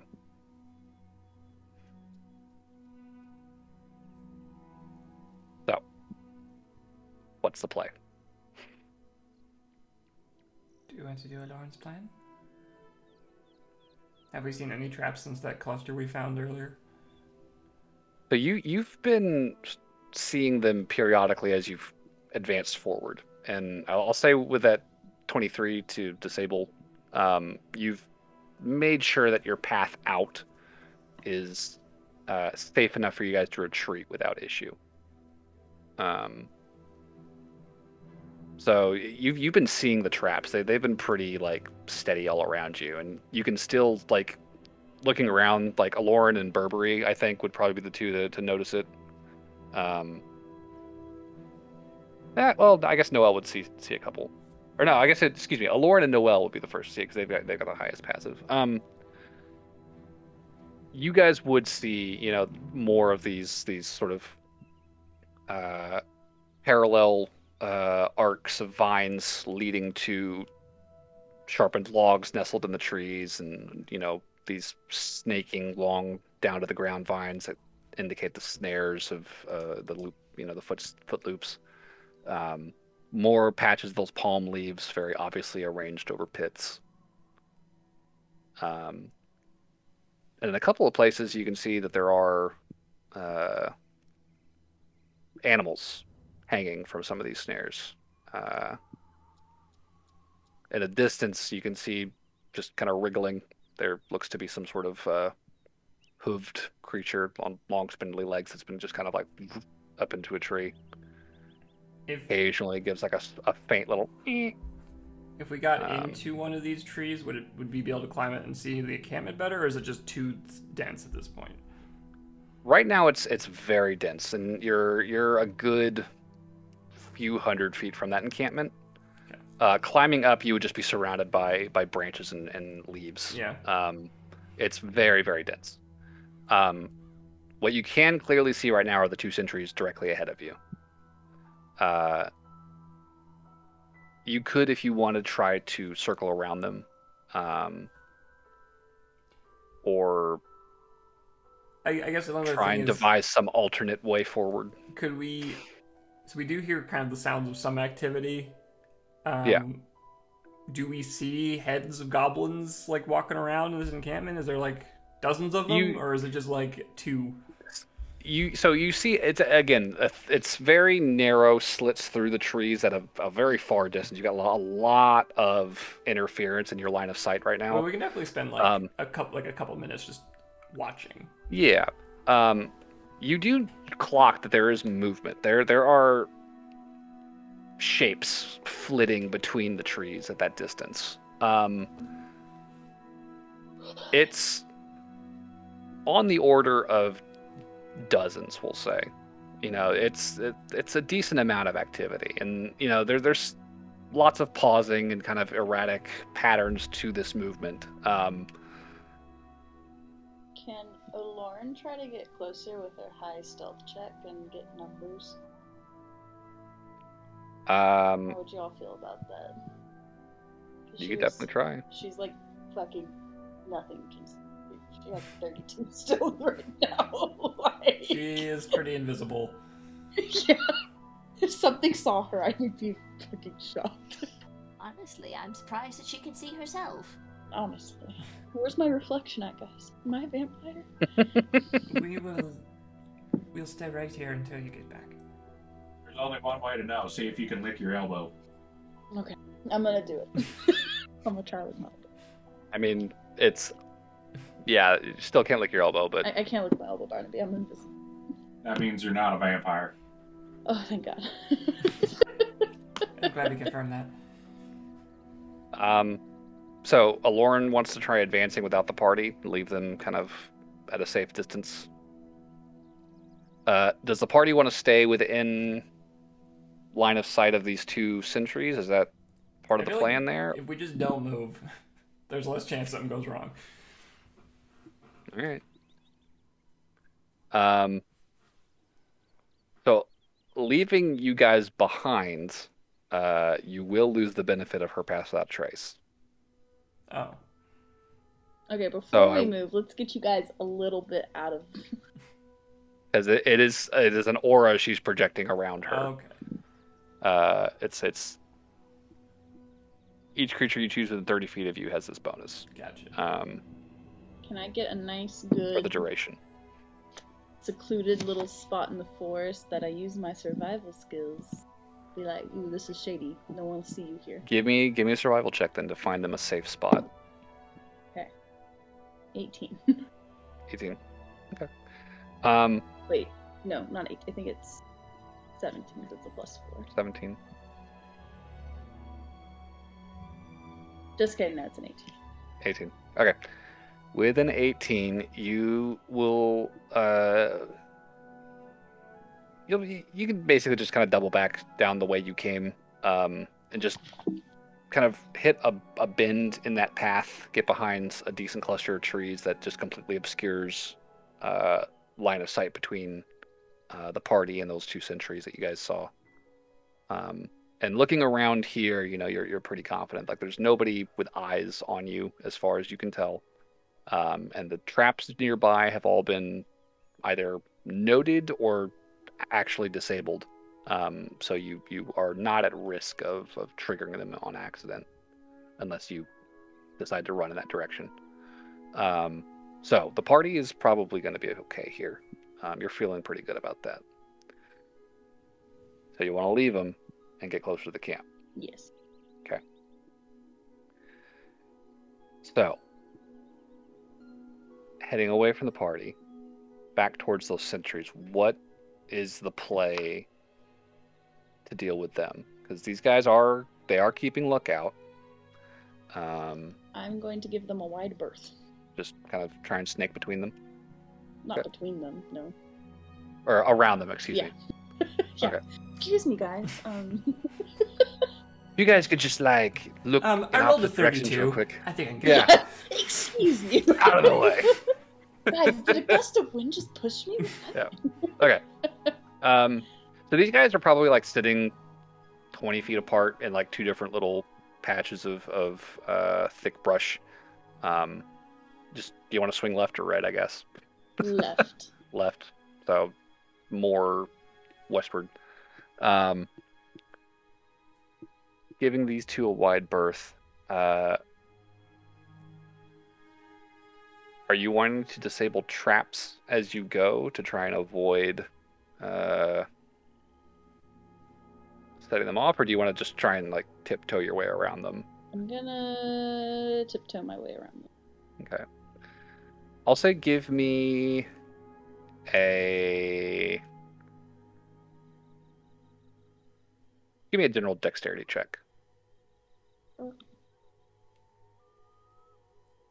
is my dex? This is gonna be when I roll really fucking bad, man. Okay, no. 16. Okay. Okay. I was like, man, I'm having good rolls right now about this is when I get the nat 1. Yeah. So in the interest of not calling attention to your movement, you're like, just don't touch shit, just keep walking. Yeah. And stay low, stay hidden. And there's a couple spots where, you kind of like hit what feels like almost a dead end. It's like, okay, there's a spear in that tree, and there's a fucking loop right there in that clearing. And if I jump on that rock, they're gonna see because I'm gonna be up. So I need to stay low. So I need to like just get down and like crawl over it real careful. Like you're having to really kind of dip and duck and weave your way through the brush here, and you're trying to be very careful and quiet as you do. And eventually, about 10 minutes of careful movement, you are able to weave your way through sort of the open forest and the intermittent trap work here around these 2 sentries and begin to arc your way closer to that camp. You make note as you do, further ahead, kind of off to your left, there's a couple more goblins hanging out, not too far from one another, probably like 100 feet or so from the first pair that you noticed. And their position kind of calls to mind that there's definitely a perimeter almost, an informal one set up around this encampment of some kind. You don't see walls, but there's definitely eyes out there keeping watch, and traps in the interim of walls. So just making note that there are these 2 other guys out there, avoiding going too close to them and bending in towards the camp, past more traps. Eventually, you get close enough. You're probably, say, 60 feet from the edge of this encampment. You can see that there are now sort of really rudimentary embankments that have been built up. Maybe like 3 feet tall at the highest. Fallen young trees, stripped of their branches, in places like piled over with dirt to create a more solid embankment. In other places, they're still just kind of exposed and piled one on top of each other. Real low though. It's almost just kind of like rudimentary cover. And there's a couple of goblins, that are kind of posted up behind that embankment with really crude-looking bows that are sort of keeping watch. But again, that's a 32. You're good. You're staying real low and real quiet. Behind them, you can see the camp itself, and it is a patchwork of natural materials and stolen goods. There are lean-tos made of, fallen branches and palm leaves, intermixed with these large beach umbrellas that have been sort of set up between the trees as makeshift shelter and sort of draped over with long canopies of sort of thicker fabric to kind of help extend the shelter. Sort of like a tent almost, but just like a really shitty drape tent. You can see goblins milling about here. Some working on that embankment wall, kind of carrying buckets of dirt and piling it up. You can see others that are sort of hanging out around a fire that are busily carving away at small sticks, making very crude arrows with sharp rocks, all kind of muttering and grousing amongst themselves in a language you probably don't understand. Do you speak Goblin? Yeah, no. So they're saying something, don't know what, but they're talking. You can see there's a few off to one side, kind of between the tents. You can see they're gathered around another fire with what looks like some stolen cookware. Very nice pots and pans that they are currently preparing what smells like some kind of stew. It doesn't smell very good, but it smells like meat and water, hot water. It's kind of muggy in that area. And you can see preparations are sort of underway here. They are hard at work, kind of putting this place together. How many can I count? Give me a perception check. Dope. There's my nat one. That had to happen eventually. But I have a +7, so that's an 8. 8 total? Yeah. All right. Well, you've laid eyes on 6 sentries, and kind of through the branches and the distant fabric and makeshift tents and shelters, maybe like another half dozen are visible. Could I guess that there's more? It definitely sounds like there's more than that. Yeah, I mean, you're pretty confident that there's easily more than the troop of monkeys that you spoke to. You know, so you can definitely confirm it is definitely more than that little group, but exact number is hard to gauge, even at this distance. You've also been very focused on all the traps, I imagine. Yeah, you've been very careful, and I imagine that there's still like the fear of being caught is weighing on you. It's like, let's just be careful and not overextend and da-da-da. So the monkeys weren't lying, but exact numbers still outside your grasp. There are not any kid goblins, are there? With a 9? Not that you can see. I want to kill no kids. Even if they are mean.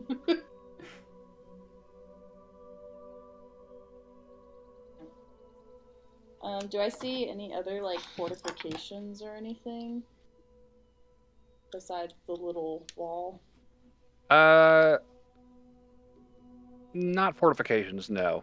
It's not even like it's really more a fence at this point. It's a really low fucking half cover fucking wall for them to kind of just shelter behind. Okay. Not much of anything here. I will say, looking at it, and just kind of the way it sort of arcs around this encampment, it does not look like the space that the actual camp is taking up is like wider than maybe like 100 feet across. Like it's a real small, compact kind of space in this forest, and it's not like it's set up sort of in a small-ish clearing. Like it's less dense in that area, but there's still, for a clearing, there's still a decent amount of trees like growing up out of it. That it's like it's a pretty packed space, I guess. This is the best way to put it. There's not really a lot of open ground here in the forest, even where this camp has been set up. Then I suppose I will go back to the group with my informations. Okay. So, being careful on your way back. It's probably another 10 minutes before you make your way back, rejoin the others.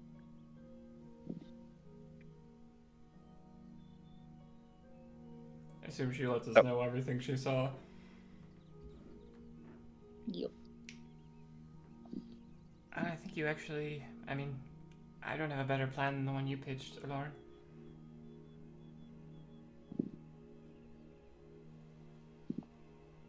Cool, let's go trigger some traps and make lots of noise. And then... Oh, I can do that as he pulls out his gun. Dope. Okay. Shit. And then I guess we can try to find good ambush spots when they run up to check the traps. Okay.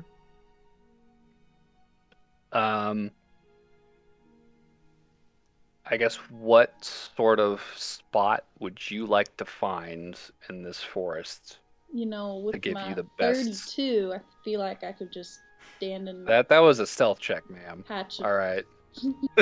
I think we want to find the spots where there's a lot of tree cover and a few traps pretty close by.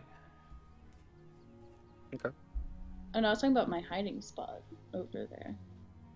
Oh, are we talking about where we wanted to set the ambush? Sorry, I thought we were talking about where we wanted to hide. That's why I brought up my stealth thing again. What are we talking about, Plot?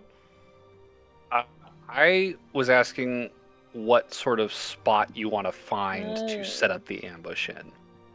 Okay. Then I stand by my statement. If you're wanting to sort of control the terms of engagement here, you know, I'm gonna ask you for a check, and then we'll kind of gauge how much of this spots. Mine's with what Pete said, and we go to the Somewhere with lots of tree cover. what Noel said. I think we can get a little closer, find somewhere with lots of tree cover, and then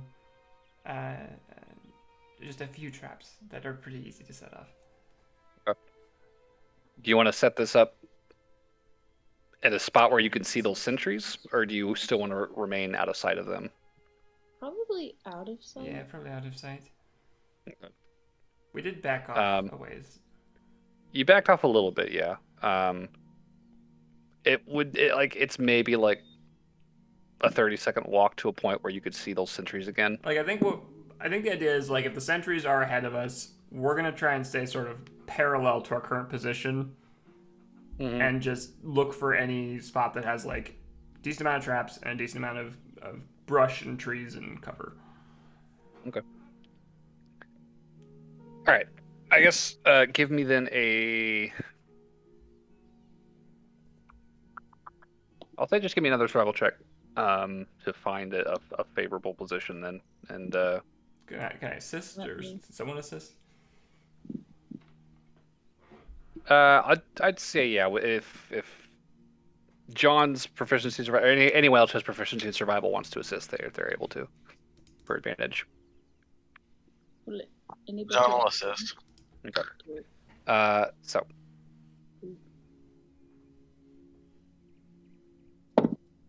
Okay, 5. Ooh. 17. 17. Okay, that's 22. That's adequate. So 22. Fuck, that's really good. It's probably like another 10 minutes before you do hit a spot that is like ideal. But you do have sort of a natural sort of funnel between two spots of thick brush and dense trees.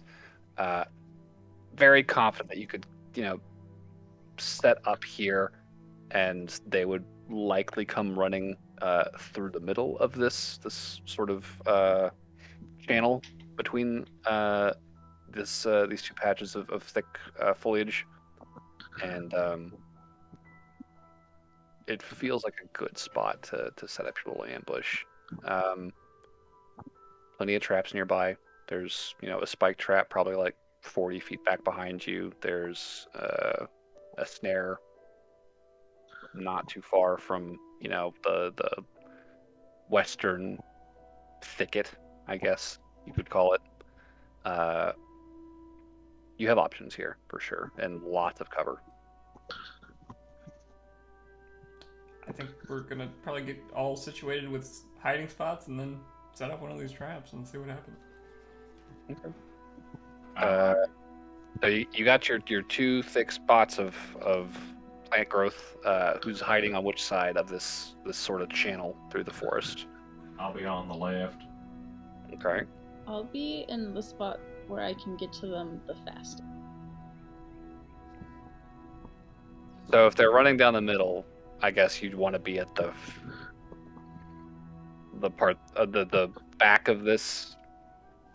If it's like a channel, it'd be good to have someone who could like run up. Like if they run forward, like you get in between them and the goblin encampment, so they can't just like run back the way they came. Okay, so yeah, I'll do what Noelle said again. So sort of at the mouth of this sort of little in channel. some of the brush near the mouth would probably be. Okay. I would probably just I'll be a little further away, in any kind of bushes or something off to the side. Okay. I'll I just could say turn the into right side, I guess. into a bear again and pretend that I knocked a trap. So then they wouldn't expect anybody. They'll be like, oh, it's just a dumb animal. Thoughts? I think that's fine. I'm trying to think if there's any advantage to them thinking it's a person, but I don't think there is any. However you want to do it. It's just a thought, so then they... Oh, because if I'm over in the clearing and I'm pretending like I hurt myself, then they'll think I was just an animal. Yeah, so they... I feel like if we are something that that doesn't sound threatening, initially. Like a monkey? Yeah, just any scream really would be fine, probably. Can I just... I did You good could just monkey yell like, scream. "Oh shit, I fell in a trap." Oh no. Maybe put more oomph on it than that, but... Okay, then I'll just hide in the bush. Okay. So you got your positions, and the plan is to call out to lure We could these also goblins in. we could set off a trap, but we could also sort of fake it, take a big sort of hefty branch and just swack it against a tree to make it sound like something triggered. Okay, that's something. All right, John. grab a big branch and break it against a tree. Just a big cracking sound and echoes. And then when he does that, I'll let out a big monkey owl. John grabs a big branch and cracks it. All right, and Monkey owl. let's get a strength check from John and a performance check from Lauren. Strength check. Oh, before you roll, Lauren, can I give her Yes. bardic inspiration for this, just in case? Sure. Cool. I will just tell you, remember the monkeys. This is for them. John, surprisingly, is feeling kind of weak-armed right now. Got a 12. He hasn't stretched today. All right. What does... You can, so when you roll, you just roll a d6 as well, and you can add that to the roll. Okay. If you need to. Yeah, if you need to. can- If you roll nat you can 20, don't save worry it. about it. Yeah, you can save it. John was struggling quite a bit with that branch. What'd you get, Johnny? Oh, sorry. Like looking at your dice. Yeah, I'm gonna need that. Okay, because I rolled a 5. Oof. And I rolled a 1. Plus performance. Oof. 8. Ooh. Okay, so there's so John swings his branch. He's not really putting his all into it, and it doesn't crack necessarily, but it does make a pretty hefty thunk sound of wood on wood. And Lauren, your monkey call is very half-hearted. Not the most convincing monkey sound any of you have ever heard, and there is definitely a shift in the forest around you. You hear some birds kind of take off from nearby trees, and the branches are fluttering and the wings are flapping. There's sort of a silence afterwards that kind of hangs there, and distantly you can hear the sounds of goblin voices start up kind of all at once. And before long you hear the sounds of many footfalls making their way towards you. And your little alcove where you've set up your ambush here. So you guys are all still hiding in these bushes under the influence of Pass Without Trace, which at this point you've got maybe 10 minutes left on it. It's been a while since you first cast it. Sure. And you see kind of trampling through the undergrowth from the camp, there is probably like 12 to 15 goblins armed with bows and spears moving in force in your direction.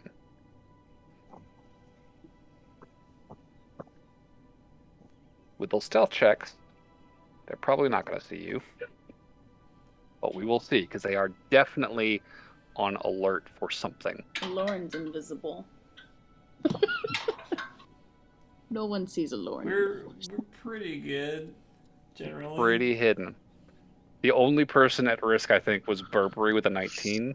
So, if goblins have a high perception, they might see you.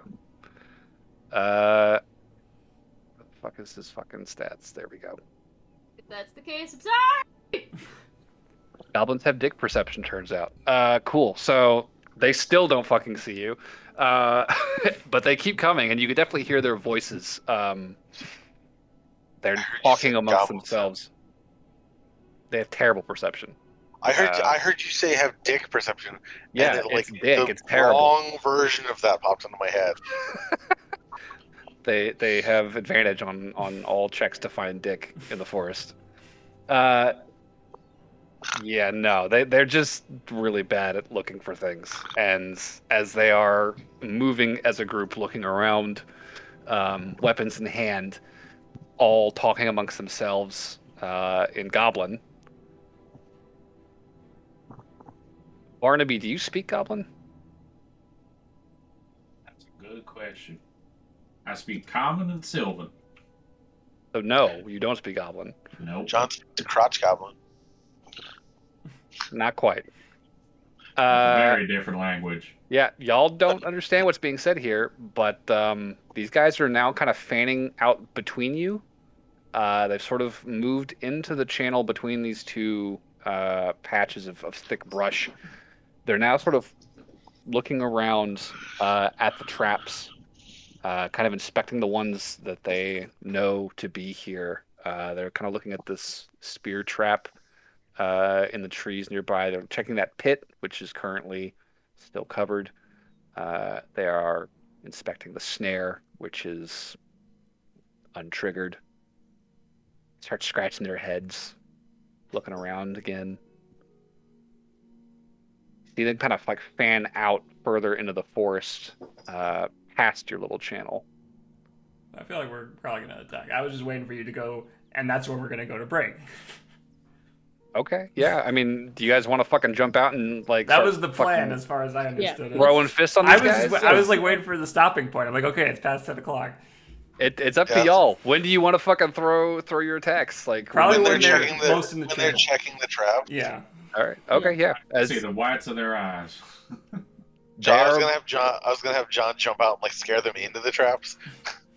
Oh, okay. Yeah. I mean, they're like 10 feet from you guys. So if you want to fucking pop this thing off, we can do that right here. And we'll come back and roll initiative. Okay. I think that's the plan. Sound good? Okay. Cool. So break back at 10:15, and we'll open with combat. All right. Switching to break. Woo.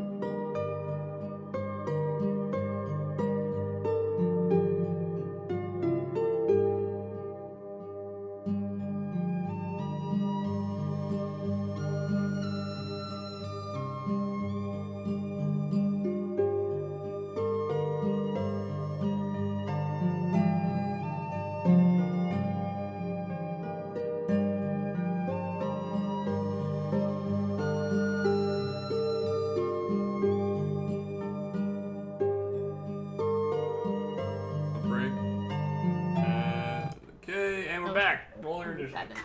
All right, let's roll some initiative. Is Matt black? Back. Yeah, Is Matt back? He should be. Matt? Yeah, I'm here. Yep, Oh, he's here. Ugh. 9 for Noel. Ooh, 9. Is that plus dexterity? There's a yeah, it's Dex.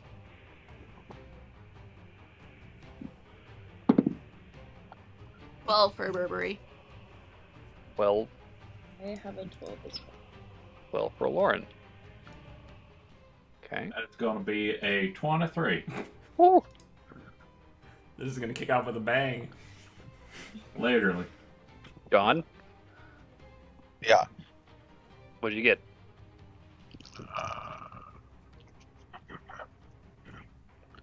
We'd Sorry. be rolling initiative. I figured. Was distracted momentarily. Oh, great. I got a 13. 13. Oof. All right. That It's still higher than half the party. will put Barnaby at the top of the order. So Barnaby, you guys have the drop on these goblins. They do not know you are here. They are currently sort of milling about this space, starting to filter out into the forest beyond. And you guys have the drop on them. What do you want to do? You're hiding in the bushes. Oh, we got some traps set up, right? There are traps nearby. There's a snare, there's a log trap, there's a spike trap a little further off. I want to wait till they get close enough to trigger some of them. Okay. So I guess I'll hold my action after they get hit by the trap. That's when I'm going to fire. After they get hit by a trap. Yeah. You know they Okay. set up the traps.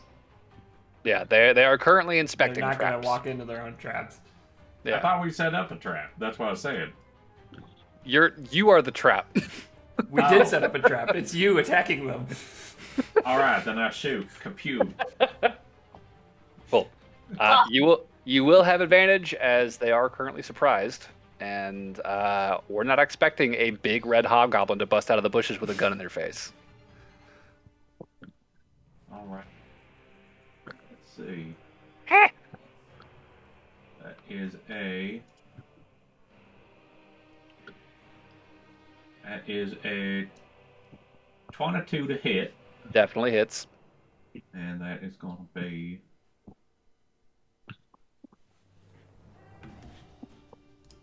It's going to be an 11 for damage.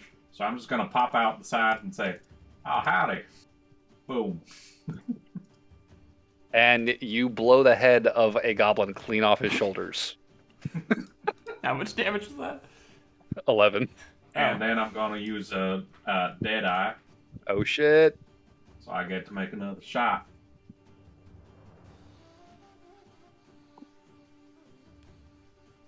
Does a 16 hit? 16 will still hit. All right.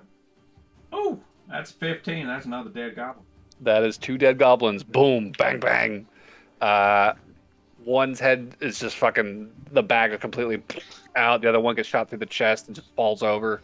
There's blood everywhere. 2 loud gunfire shots setting this whole thing off. Do you want to move out of the bushes or hold your position? I'm going to hold my position. All right. It is the Goblins' turn. I thought we had advantage. I mean, They are Surprise. surprised. They are terrified and frozen in place. That is their turn. So, John, it's your turn. got it. Okay. Is there any of them like standing right next to a trap?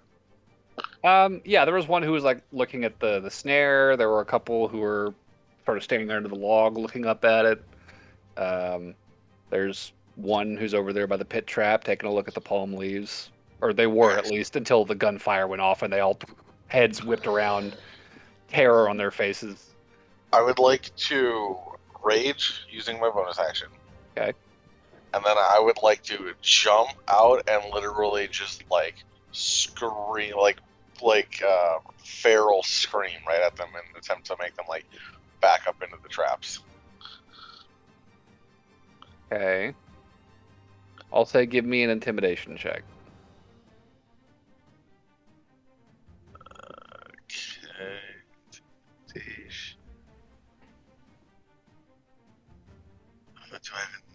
I don't have inspiration. Well, that's not gonna work then. That's a 8. 8. Yeah. So jumping out with a scream, they definitely are startled and more scared that there is now a second very large man with a weapon, much better than theirs, jumping out of the bushes. None of them, however, back up into their traps. They are just the fear and terror in their faces is just kind of doubled up at your appearance. Okay. I'll say that you can do that as part of your movement. So, what do you want to do with your Okay. action? You want to attack somebody? Yeah, I'm gonna attack the closest goblin, I guess. Okay, sure. Go ahead and roll to hit. That would be a 19 to hit. Definitely hits. Give you some damage.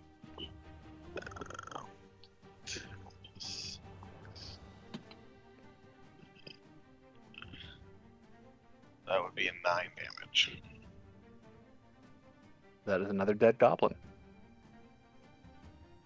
So, bang, bang, slash. 3 goblins hit the ground in rapid succession. You can definitely see this entire group is now looking for the exit. Like, all of them are just like, fuck this. Aloran, it is your turn. What do you do to these I'm gonna. poor defenseless goblins? I will do what I do best and turn into a bear. So, a hobgoblin, a Goliath, orc, and a fucking bear This is all their jumped worst out of the nightmare. bushes. And I Ugh. will try to do a scary roar. The biggest creature yet jumps out and screams at them. Give me an intimidation check. It's only gotten worse.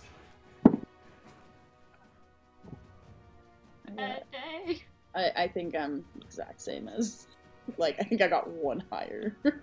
Like a 10. No, I got. Wait, what am I doing? Oh yeah, Intimidation. That is a 9. Still 9. Yep, okay. You can see they're already like, yeah, these guys are scrambling to kind of get their footing and just get the fuck away from all of you, because holy shit, they weren't ready for this. Do any of them fall into the traps? Unfortunately, no. Okay, well I'm gonna go fucking claw and bite some bitches. Alright, roll to hit. Am I just doing one of them right now? The claw? I believe the Bite brown bear first. has multi-attack, so Yes. you can do both. Okay. And do I roll with advantage? Yeah, because they are surprised. Well, actually, are they surprised anymore?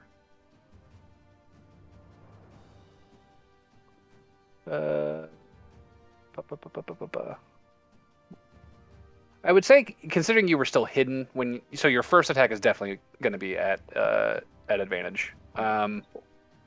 The second one, I don't know if they're still surprised.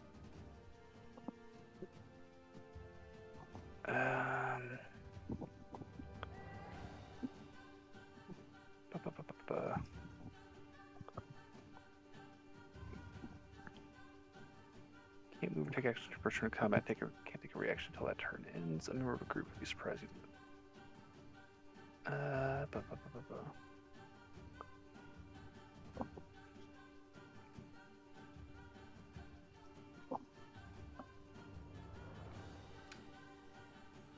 I believe that they stop being surprised after their turn passes, because they can take reactions again. Okay. So the first hit will definitely be an advantage because you're still hidden, but My after first- that you'll be revealed. Was a 10 plus 5. That's gonna hit for sure. So give me some damage. The D8 for the bite and 2d6 for the claws, whatever you're doing. Okay, That is an 11 damage. that is another dead goblin. Yay. So just shake him around like a rag doll, Okay. and then bound over to the next one. 18. That definitely hits. And I sense this will also be a dead goblin, unless you rolled a 1. I rolled a 1 and a 4, so that's a 5 plus 4 is a 9. That is a dead goblin. 5 dead goblins in rapid succession. Bang, bang, slash, bite, slash. All in the span of a few seconds. And these guys are just now just all screaming in unison. Throwing their weapons, like half of them down to the ground and just fucking scrambling to get away. Burberry, it is your turn. Burberry's probably just gonna be a normal plebeian and shoot them like a normal person. Oh. That's what I'm doing. Am I a plebeian?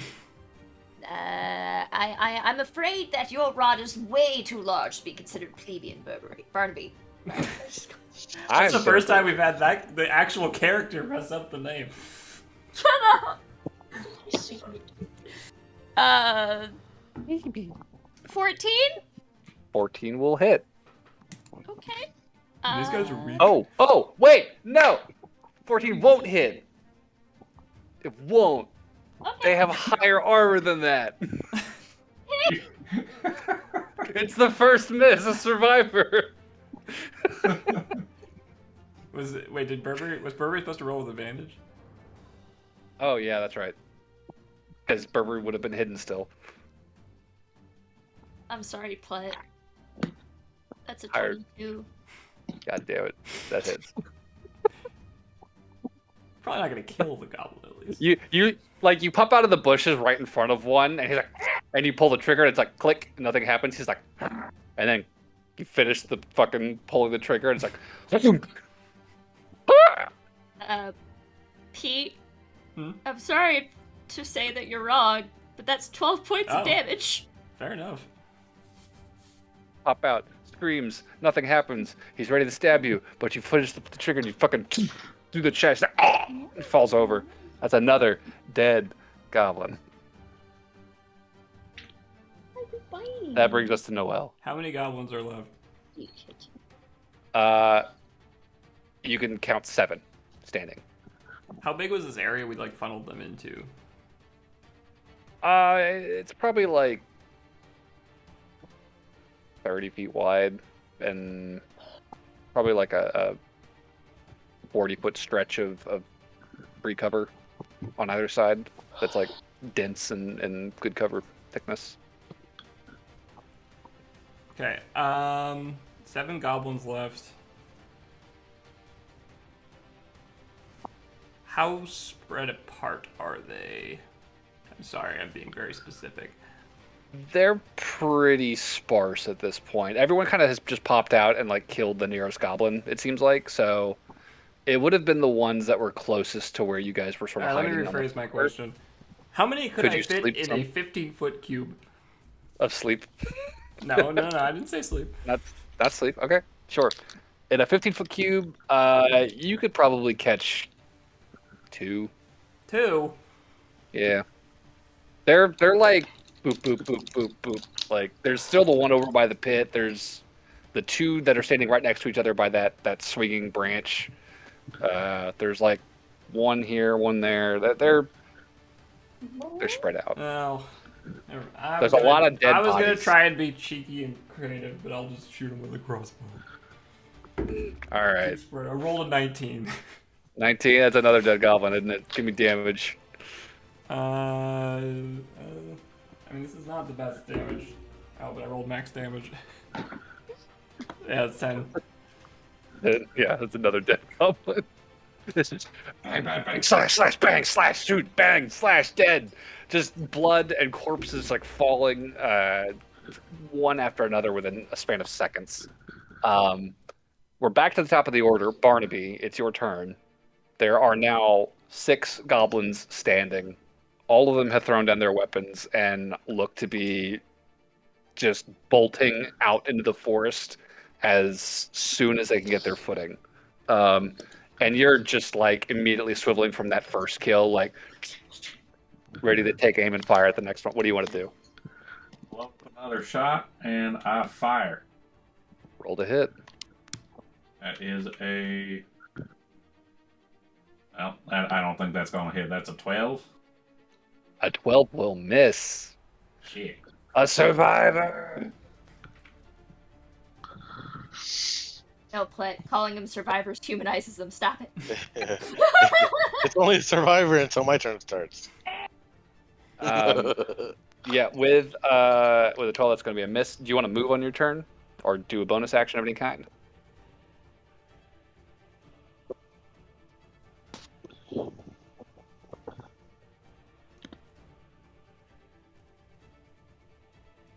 Anything? No? All right, cool. Goblins turn. I can't think of anything. Alrighty. Yeah, the goblins are running. So they're just going to take the bonus action to disengage and fucking bolt. With their action. Go past me. They're running away from you guys since you are big and scary. Are they leaving my range? Do you have Sentinel? Yes. You can definitely hit one of them. I will use my reaction to attack the one leaving my range. Alright, go ahead and roll to hit. You forgot I took Sentinel, didn't you? I was pretty sure you still had it, but I was 25. like, this is the only thing that makes sense for them. They're terrified. It's go away after one session, right? Not quite. 25 definitely hits. Pretty sure this is another dead goblin. Can you roll lower than a 7? I do 6 damage plus roll, so no. Yeah, no. So you literally just fucking, as he's turning to get away from you, like in slow motion, it's just like a long, slow sweep under the goblin. Take the legs off and then swing back around and down on top of him and pin him to the ground. It's glorious, John. And that is another dead goblin as the other 5 just run screaming into the forest. Vanishing into the brush. So they're going to take their action to dash. It's going to be 60 feet away from you guys. Do you want to try pursuing them? I feel like people with range should.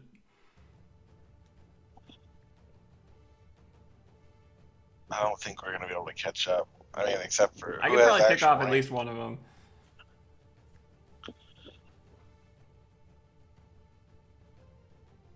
I think Barnaby and Noel are the only ones with range. Burberry has a crossbow if they want to. I do have a crossbow. 3 of you have range. Whose turn is it then? Yep. Next is John. So, John, do you want to chase goblins? Have anything to do. Okay. So, I mean, I could throw Noelle so she's closer. I'm a little bit further away. Could you run up to meet them, and then if they leave your range, you can sentinel them? Could I? Like action dash, get next to one. I have a 30-foot speed, so if I dash, I could go 60. So if you dash, you'd be able to get probably like... Sure, I'll say the next one was probably like 10 feet from you. Well, so remember, I also have my appendage. Interesting. Okay.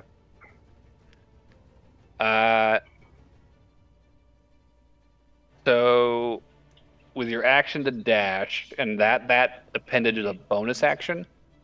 Yeah, and that's 15 feet. So if I can get within 10 feet of one of them and 15 feet of the other one, I can use my appendage to take care of one of them, and then my reaction to take care of the other one when he runs away. I think the next closest one was probably like a good 20 feet up further from that one. Like these guys had... There are 5 left. They are very spread out compared to the dense formation they were initially in that you guys very quickly thinned out. So you could get up to like sentinel that one, but the other guys are like up ahead, like just booking it, like getting the fuck out of Dodge. And I guess the ones who weren't next to anybody probably didn't have to disengage, did they? So they could just keep running. But yeah, if you want to give chase, just dash up and then sentinel when he tries to run again. That's fine. Yeah, I guess I'll do that. Okay. the next two are, I guess, Aloran is also next. So do you want to chase goblins or do you want to stay put here? How many people are chasing? John is just barely able to catch up to one that he can sentinel. The others are ahead of that one. If we can each take out one, then we'll clear all of them. Well, I think I don't think we can catch up to any more, honestly. Yeah, I mean, you could probably shoot the ones that are further ahead. They will have some advantage on that just because they have trees between you and them. So there'll be some cover. Wild shape and catch up. She is wild shaped. She does have a 40-foot move speed. So she could go 80 feet. So she could definitely catch up to one of them. That's true. There's the one that John was just kind of short of that you could catch up to if you want to dash up to him. Oh, I have to dash. You could dash to catch up to him and then attack him with your reaction if you wanted. Okay, let's do that. Okay, sure. So the two big beefers are just fucking booking it after these goblins. Burberry, Noel, are you guys taking pot shots? Wait, before we run, what direction are they running? Are they running? They're running away from the camp. They're getting the fuck away from you guys because y'all had like blocked them off from behind, is what you said. Yeah. Yeah. Okay. So they're just running forward into the forest away from you. Then I'll do what I was doing. Okay. Burberry, Noel.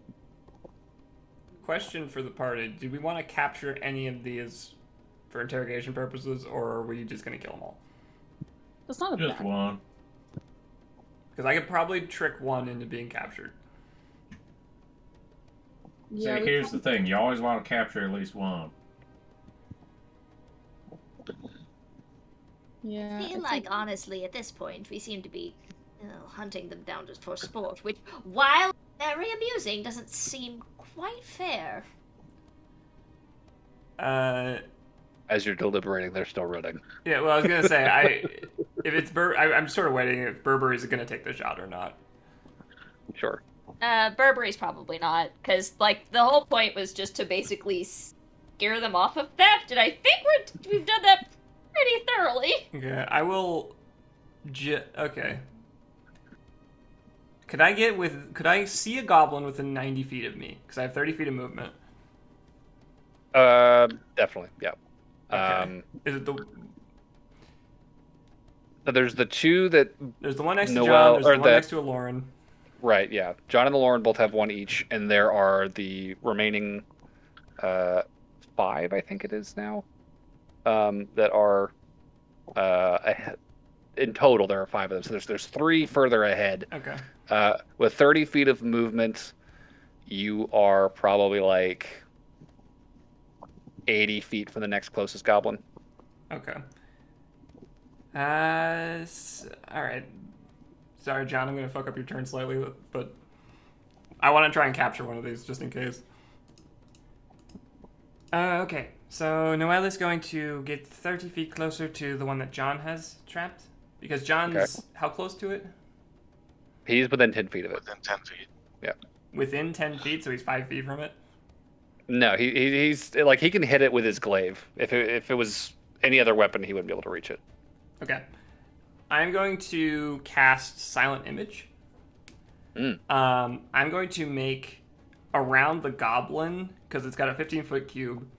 So I'm going to make this very, very dangerous looking, like, electrical force field around him. And just say, I wouldn't take another step. Alright. I mean, if you wanted me to capture him, I could have just grabbed him with my tentacle. We can confirm. I don't know what your tentacle does. You create an object, creature, or other visible phenomenon that is no larger than 15-foot cube. Appears in a spot within range. Lasts for a minute. And it's purely visual. Isn't accompanied by sound, small sensory effect.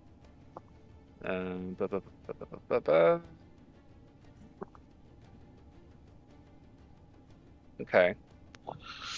So it's sort of an animated electrical force field around this guy. Yeah, and I will probably be very obvious with my casting too. Like, I'm not going to hide the verbal components and the magical energy off my hands. Yeah. Not a smart goblin necessarily. Probably not super up on his magical studies. with that spell, I'm gonna ask you for a deception check, and I'll give you advantage, just to kind of sell your ruse since you have this spell. Deception check would be 22. Oh, that means that goblins speak common. 22.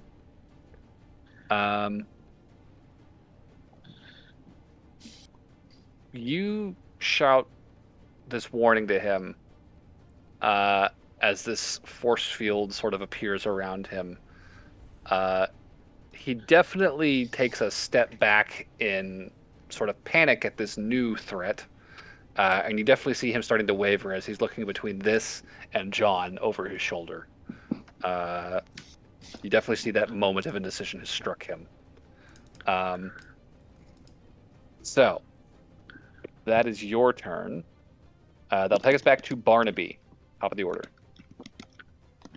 So Barnaby, there is a goblin in an illusory force field, about 10 feet from John. There's another one a few feet further that Lauren is about to tear into, and 3 more running into the trees further off. How does the one that got stuck in the thing Noel made look? Stopped in his tracks? He's panicking. You can kind of see him going back and forth, like his eyes kind of like flitting from John to the force field, like weighing his options. And this is all happening in the span of a couple seconds here. He's like panicked for sure. If he runs, John can kill him. It's not really a problem. Yeah, he's definitely freaking the fuck out. So Yeah, deal don't with do that. the other guys that are running away.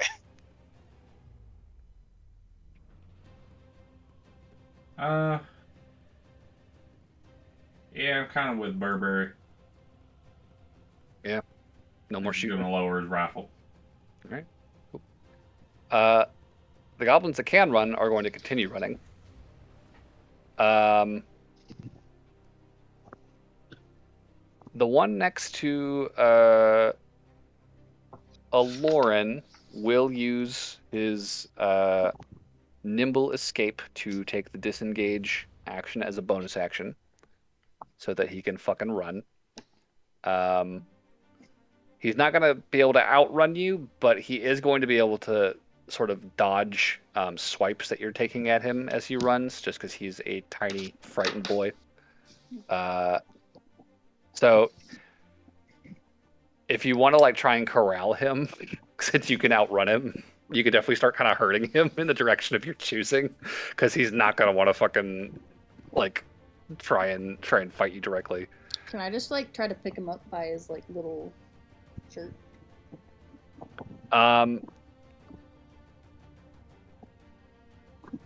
This is gonna go back and forth because it's there's no way for him to outrun you. So within, I think, 2 turns, like you fucking close in on him. So I'll say we're more or less out of combat at this point. I'll say just go ahead and make me a grapple check. It'll be an athletics check on your part. Wait, I think I think I took that one.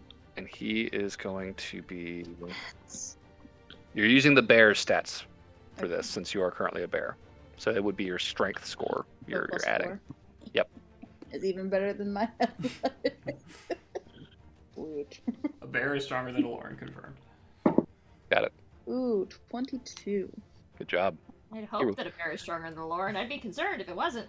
He rolled a 14 to avoid you, so like he definitely like runs for a few seconds longer. Like you're definitely like fucking bounding after him. And he's like fucking hoofing it through the trees. But eventually you just fucking bull rush him, grab him, and just by the nape of the neck pick him up and start carrying him back to the party. I'm not grabbing his by neck. I kill him. I've got sharp. Well, you're not gonna crush him, but you pick him up, right? You pick him up, and he's just fucking like just screaming the entire time. I just dangle him by his little shirt. I just have him swinging. He's terrified. He's been picked up by a bear, and is now being carried back to the party.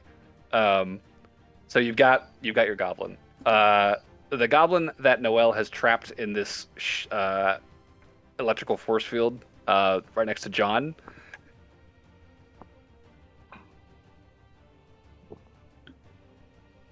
He looks petrified. He is just fucking staring up at John with his glaive. It's like sweat just beating on his little bald head, pouring down the front of his face and off the tip of his nose. And he is just fucking shaking. Like every part of his body is trembling. And he is frozen in place now. Terrified to move. Oh, well, that worked. So you have two. One is screaming incoherently as Aloran carries him back to the group. But I'll say, as Aloran's returning, I'll say, here, Aloran, you can put him in, and I can use an action to sort of augment the illusion. Okay. So I'll sort of make it look like there's some kind of, like, energy hole that opens up where she can, like, kind of drop him in. Okay, sure. Okay, I'll just toss You him just in. kind of deposit him. He's just like, and they just fucking grab each other, and they're now just both fucking huddled, shaking, and trembling inside this little field of illusory energy. Lauren will then sit down and start bathing her paws like a kitty.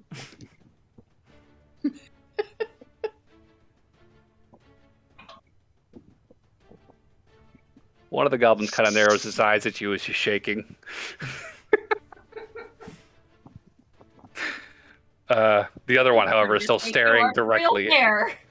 Still staring directly at John. And yeah, you guys have these two goblins at your mercy. All right, You're surrounded by goblin corpses. Do either of you speak common?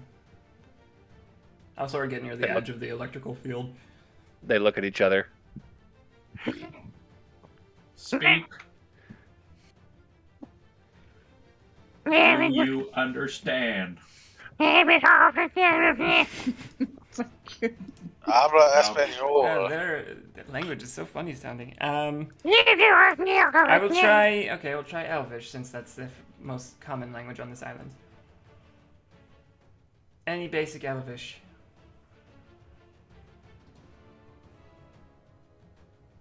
I feel like it would be to their advantage to know some Elvish. One of them very timidly says, which you recognize is the Elvish word for word. You've heard it around the island as a confirmation. Okay, I'll continue in Elvish. I'll try and keep it really basic. Mm-hmm.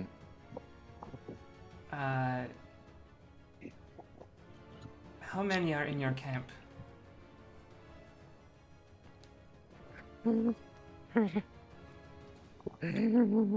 Lauren will. He starts looking around at all the bodies and starts taking fingers off, like.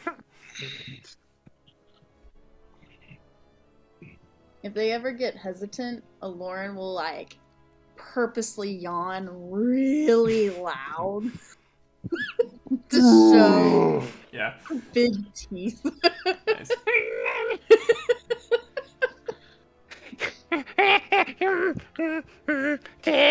25. It's 25 now.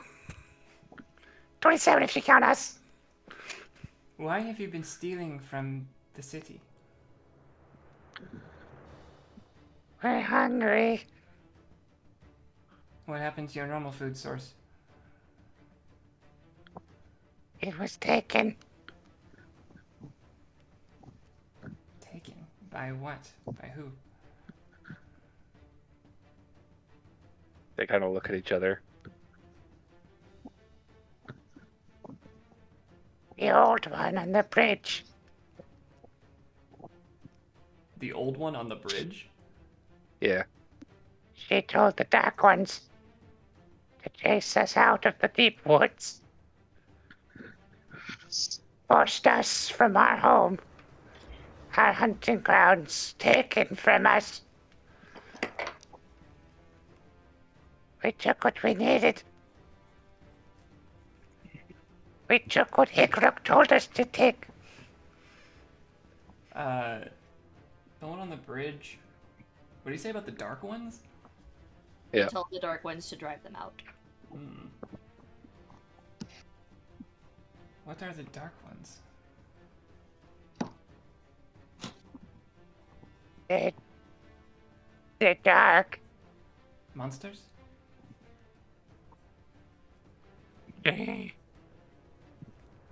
People, things, maybe.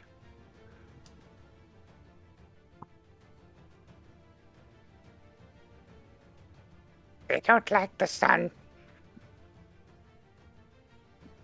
Where is this bridge? Deep in the forest. Deserts at the heart of the mountains. Which way from here? And I'll like take out my compass and kind of show it to them. They kind of squint at it and cock their heads. They kind of look around. That way. And they point in a roughly eastern direction. Can I insight check that real quick just to make sure they're not trying to misdirect us? Yeah, sure. Are we going to try and get their homes back? That would be amusing. Also, what is the dark ones? They sound like... Yeah, I'll take this moment while I'm... Because they hide to under the relay bridge. things in common to my party. Not great. 12 insight. Well, they seem scared and are very preoccupied with the 3 giant fucking things that have slaughtered their people. I'm not dying. That's That is the extent of their motivation right now that you can glean. I didn't expect them to be clever enough to try and trick us, but just in case. Yeah.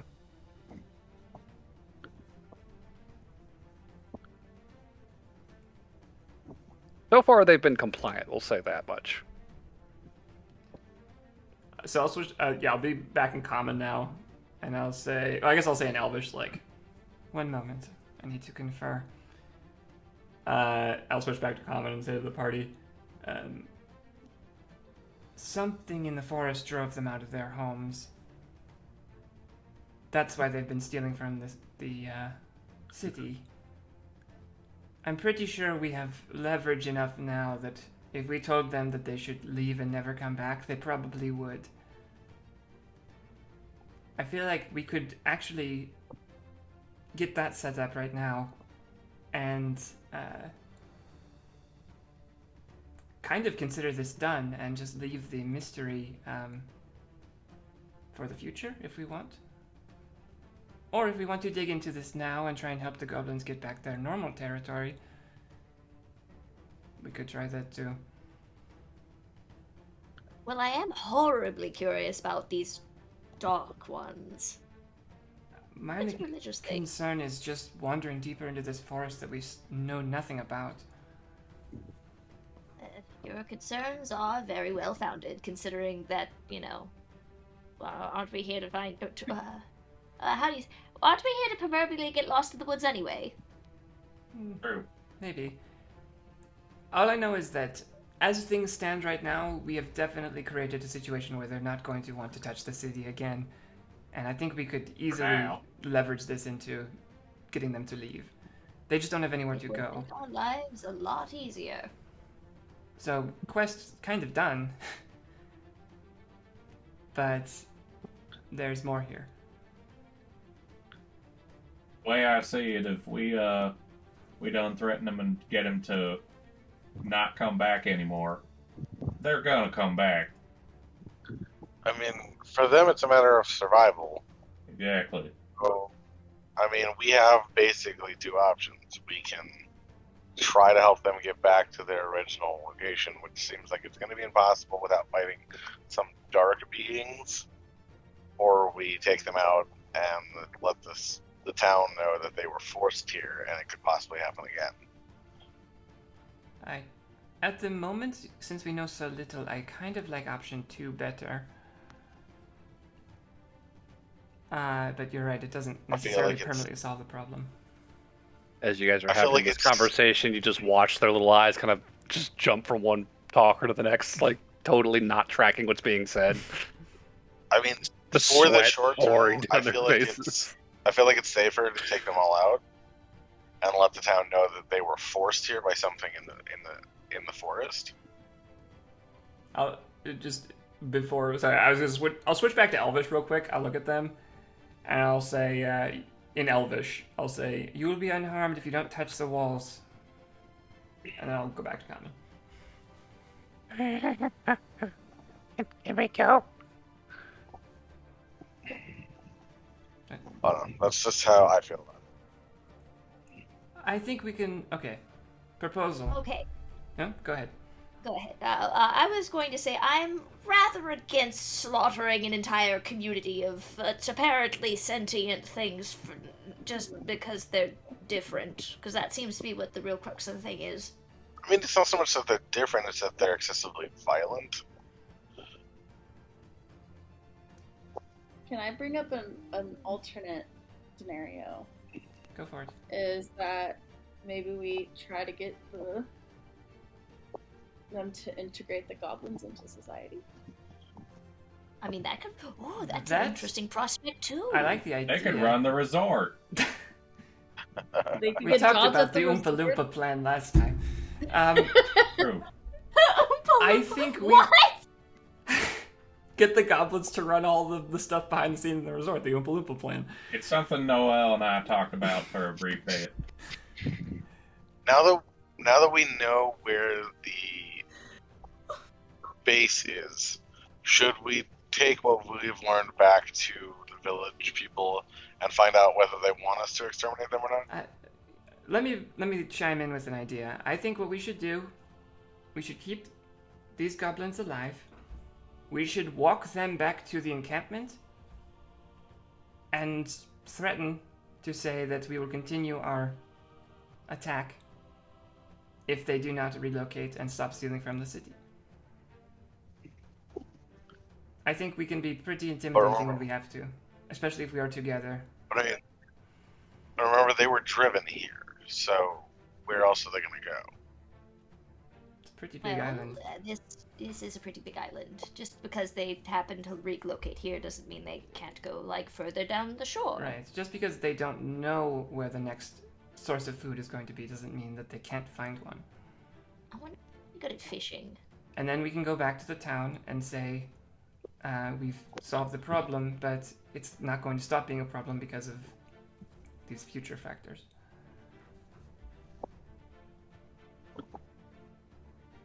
I don't know. I don't know if they're going to count that as being completion of the quest or not. Help integrate the goblins into society.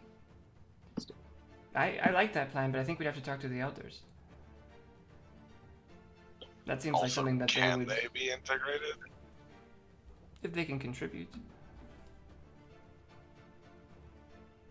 They'd be I willing mean, to work for their At food. one point, dogs were basically a very vicious animal, and they've integrated well into society. I mean, it took a couple of 100 years, but I that's suspect not somewhere. I suspect if we walked back with the proposal to integrate the goblins into society, we would probably be met with, well, you'd have to talk to the elders. Or we Which just we get can't laughed do. out. What was that, Barnaby? Or we just get laughed out. Let's be honest, that's probably the realistic option. For You now, never know. Laughed out. No, hear me out. The miner guy lost all of his miners because of that thing down there. And he's gonna need workers once we go there and clear it up.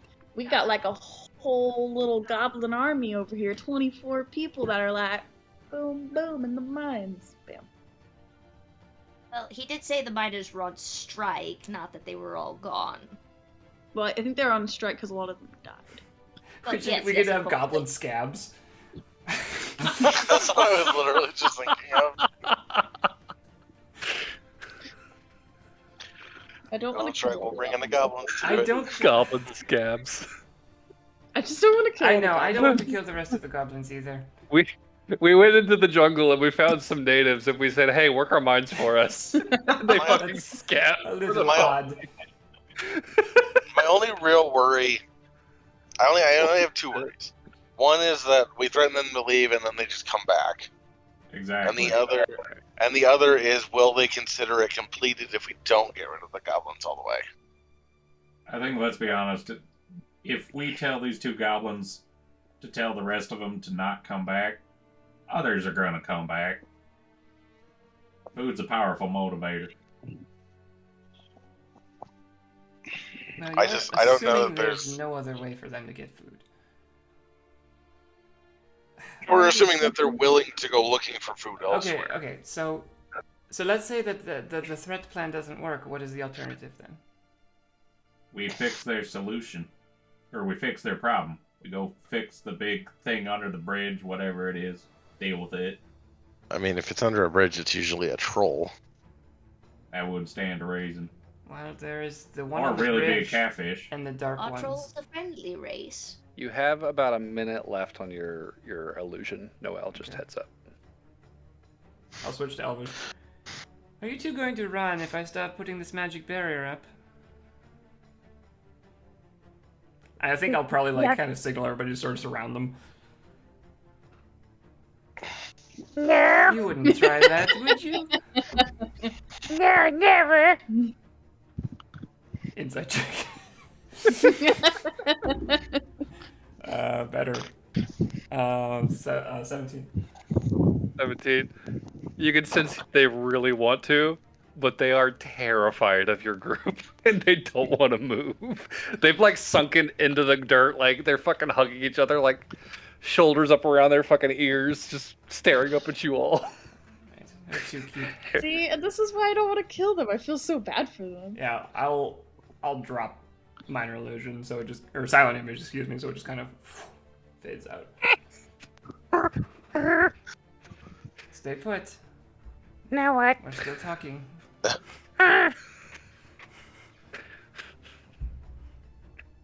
They shift nervously in their seats.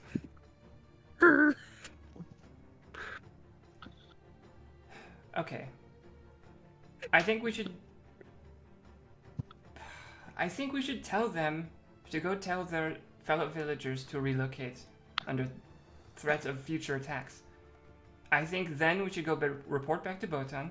Not Botan. What's his name? Oh, it is Botan. Report back to him. Tell him the exact situation we're in. And see what he thinks. Maybe he has heard about these, the bridge or these dark ones.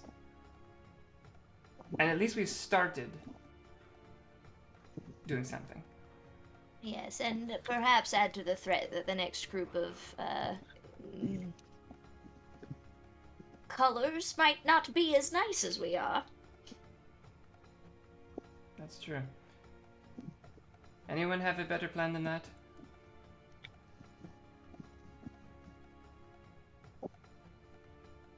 I guess not. Alright, back to Elvish. Oh, wait, you should ask them if they might be willing to work for their food. Yeah, sure. Elvish, In case we did want to, I'll say, have you ever tried to do any labor to earn food? We hunt, mostly. Pick berries and roots. I just turned back to Burberry. Seems like they're mostly What's scavengers. labor? Wait, then why are they digging the tunnel into the resort to get something? They were getting other things. Yeah, they were like stealing just armaments stuff. and things. Like They were stealing stuff and food. I mean, if you saw a shiny thing, wouldn't you grab that too? well, I mean, if they are smart enough to set traps like the ones that they did, rudimentary as they are certainly able to take simple commands. And they speak Elvish, which most of the population here does. Perhaps they have good Well, manners. that one speaks sort of Elvish. It's pretty muddy. Fair enough. Yeah, his accent's real bad.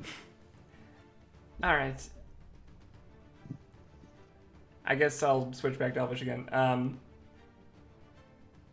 We're going to let you two live. I'll take a step closer to them. However, we are going to give you some instructions, and should you break them, things are going to get a lot worse for all of you in your encampment. You're going to go back, and you are going to tell everyone there that more goblins will die, unless you relocate and stop stealing from the village. More goblins will die. Right?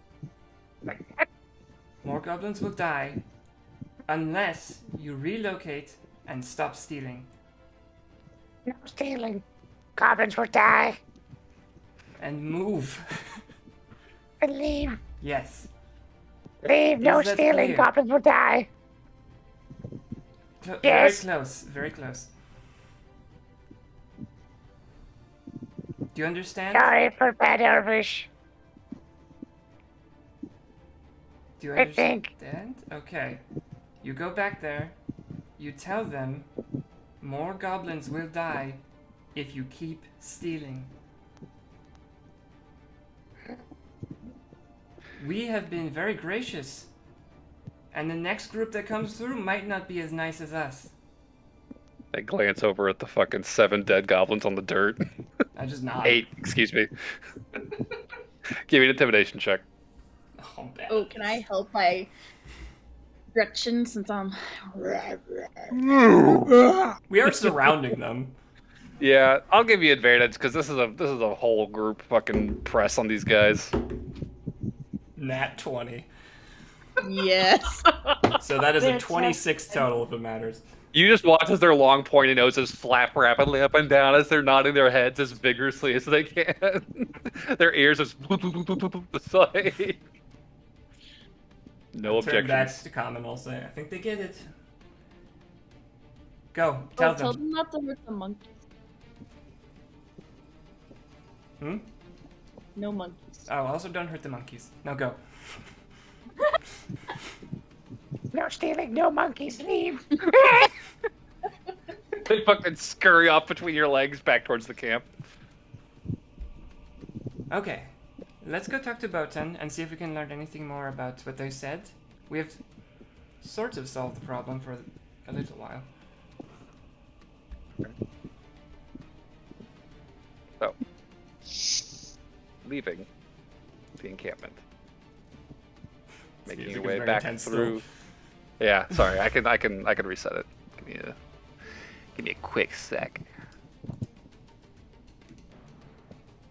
Making your way back out of the forest over the course of another hour's walk, more or less, and returning to the vicinity of the North Shore Gardens. You soon see the familiar white walls of the resort compound beginning to take shape through the foliage up ahead. Before long, are standing before the archway leading into the manicured lawns surrounded by those thatched roofed cabanas and the beautiful main building, which you know now houses the King's Suite on its top floor. How long has it been? It's been like an hour. It's been, yeah, it's like maybe 2-3 hours Damn, we're that you guys have good. done this. Yeah, that was quick. Well, no, we were still in Aloran's Pass Without a Trace when we were fighting the goblins, which only has an hour duration. It would have been like the last 10 minutes of that. So that So it's takes been about about 3 hours. Oh, okay. I'll say. 3 rounds. Yeah, that's about 3 hours. So like an hour in, an hour kind of faffing about, looking, scouting, and then an hour out. And yeah, back at the gardens, the sun is now just starting to kind of set. The sky is beginning to shift out of that pristine blue into the beginning colors of sunset, the yellows, and soon the golds and oranges and pinks. Perfectly cloudless sky. You're looking forward to the view over the ocean. But taking care of business, you make your way up to the front desk in the main building. There, Botan is still standing, as he usually does during his shift, and seeing you all walk up, spreads his hands wide. That was quick. You're back so soon. How did it go? You look all right. A little bit of blood, I see. It's like kind of looking over a couple of you. He catches sight of Barnaby, and he's just like, "Ooh, you've got a lot on you." I mean, look at this weapon. Yeah, with all Bertha here, they kind of splatter. Well, remind me never to cross you. Any of you. So good news then. Good dish. We've solved your problem in the short term. That is disheartening, I think. Yeah, well, I mean, You seem slightly less excited than I'd hoped. they said some things. We captured one of them to try and learn more about why they started stealing from your establishment. They told Did not us think they spoke anything but their own tongue. Interesting. they speak very, very muddy Elvish. At least one of them did. But they told a very odd tale about a one on the bridge and the dark ones, moving them out of their normal habitat. Something strange in the forests. They describe them as like creatures. Have you ever heard anything like that?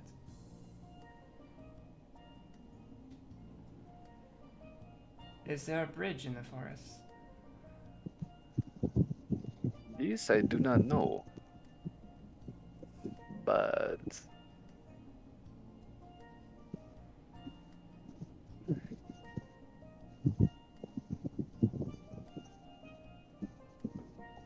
these dark ones.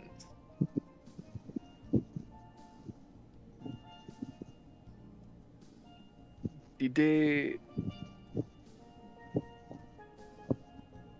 they have anything more to say about them? This rings a bell to me, perhaps. He said, and I quote, "The old one on the bridge told the dark ones to drive us out, Dark ones don't like sunlight. and the dark ones do not like sunlight." They described them, I guess they said they were not exactly monsters, they kind of said they were almost like people. It's interesting.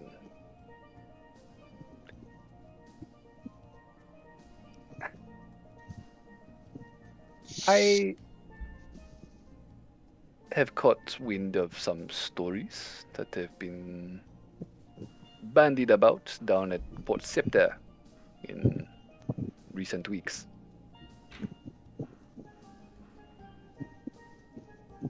What do you know? I confess, I did not think much of it at the time, but now perhaps there is more to it.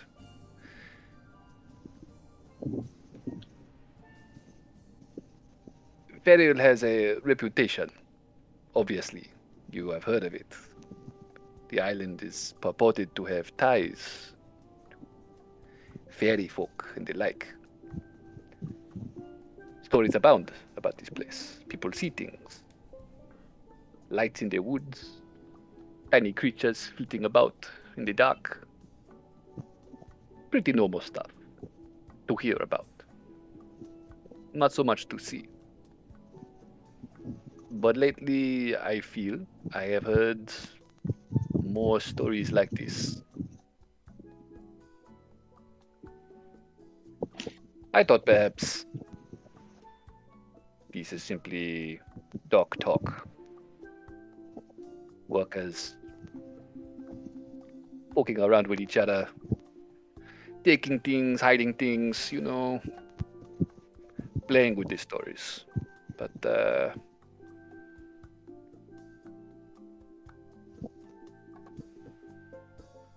there have been folks saying they've seen creatures in the night, glimpses of figures moving in the shadows.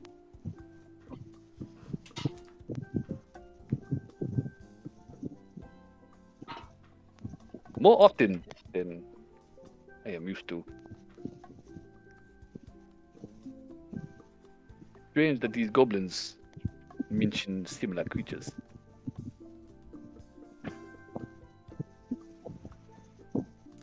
So this is something that is at least common enough to have stories about it. Well, I mean, there are stories of all kinds coming out of the island. It's a fairyland, you hear all kinds of things. But this is specific enough, I hear whispers of it, murmurs, rumors at the docks as I am conducting my business. In passing, very frequently, I hear mention of these dark shapes at night. You know, people have been, from the sound of it, seeing these things quite often lately.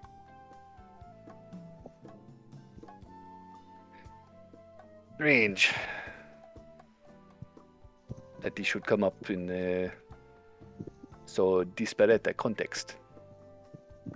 If you follow my train of thought. Is this something that the elders would know more about? Now, that is a great question, and one I wish I had an answer to.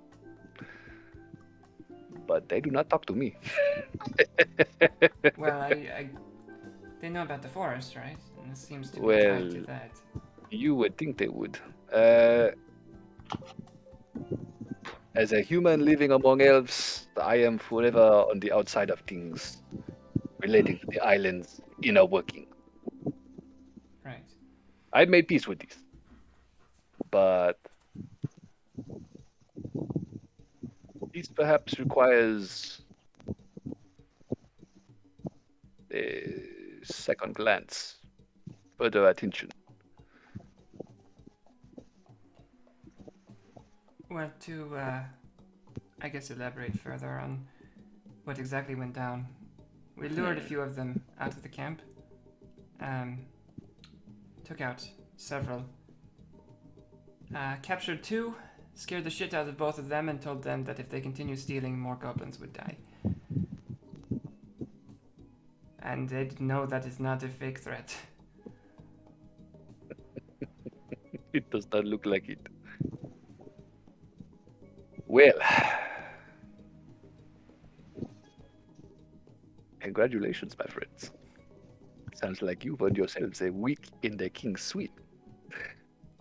I must say, I am very glad to hear this. Very, very glad. And we did It's it in a like one matter we can put to afternoon. rest. That was quite impressive. I must say, I'm very glad you found your way to our island. You seem like you are a troop who gets things done. And since you're here, you might as well enjoy the best that the island has to offer for the duration of your stay. Work hard, play hard, am I right? That's the goal. It's only fair. So, for you, he reaches into the inner pocket of his jacket and pulls out a handful of keys, which he passes out to all of you. These unlock the room on the top floor. For the week, this is now your room. And, as promised, the amenities of the resort are at your full disposal. The entire spa, any additional treatment you may require, every meal of the day, if you would like to eat with us, Oh my god. and full access to the bar and our other intoxicants. Lauren just like Drops to her had knees. tear up. Just like Are yours to enjoy for the duration between today and the 38th of the month. Boy, can this be real life? Can we just go stay at a resort for 10 days Yeah, right. with full amenities?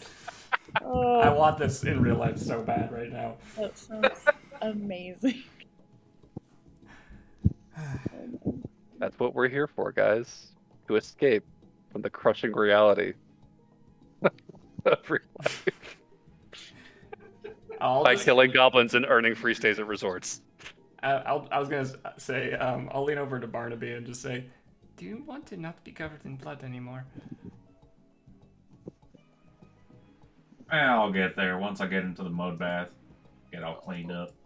We would ask, of course, that you treat yourself to a full bathing experience.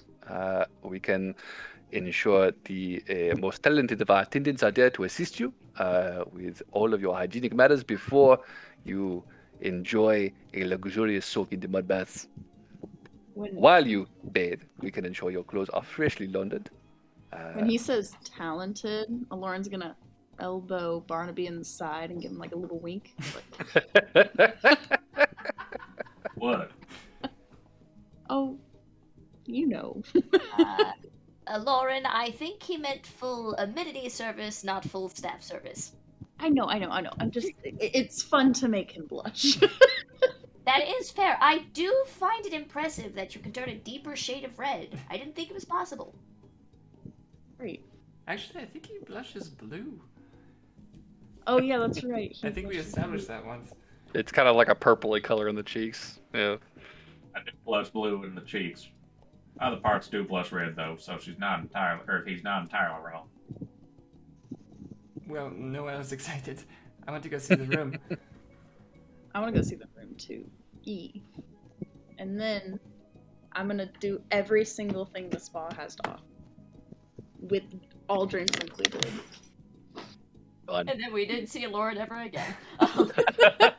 Lauren retired at level 4.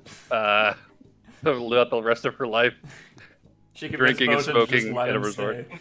stay. Yeah. Taking your keys and making your way up the central staircase to the 3rd floor. There is a single pair of opulent double doors, trimmed in gold floral elements along the perimeter that your key fits into like a glove. Give it a click, let yourself in, and you find yourselves facing a beautiful, full glass windowed back wall with a just perfect view over the walls of the resort out to the beach and the ocean beyond. You are facing westward, looking out, no view of the docks or the city at all. It's just pure, natural, untamed wilderness, like out behind the resort, out to the beach and the ocean beyond, and then in the very far distance you can see the distant coast of the mainland, the faint mountains kind of rising up. In the room itself, kind of bathed in the golden light of this near sunset, filtering through the blinds.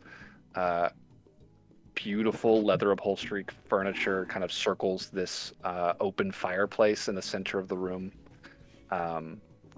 There is a mini bar in one corner, fully stocked, that has got tons of liquors lining the shelves. You've got a full wine rack with a wide selection of bottles to choose from.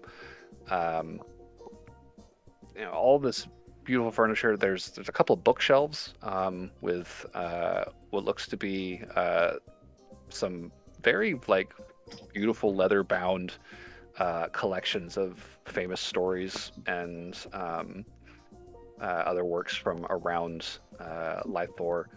And on sort of each corner of the room, there is a door leading to a sizable bedroom with 4 poster beds, big puffy upholstered comforters, lots and lots of pillows with all these gold tassels and trim on them.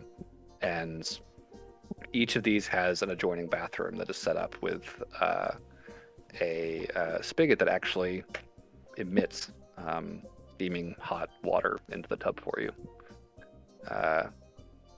Probably the only place you've actually ever seen hot running water anywhere. All pristine, clean, softly lit, very, very comfortable space. You can see that your bags have already been moved into these rooms. And on the 2 walls, sort of on either side of the room, kind of between the bedroom doors, there is sort of an archway that leads into an alcove where there is sort of a secondary room. One of these alcoves is sort of a smaller kind of private sitting room.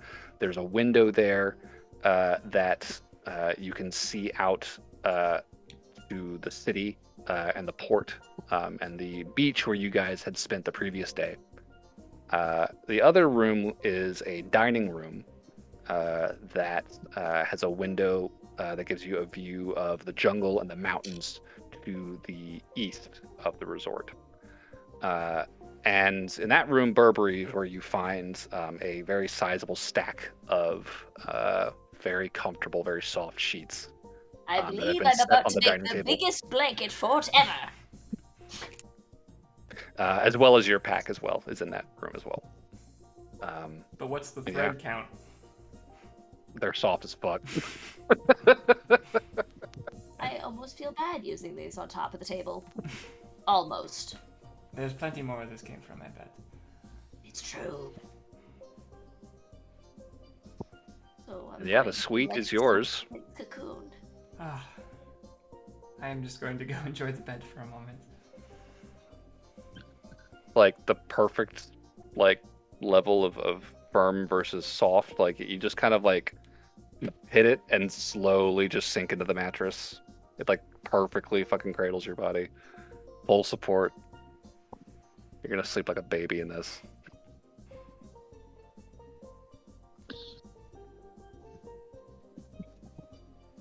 Speak of the devil.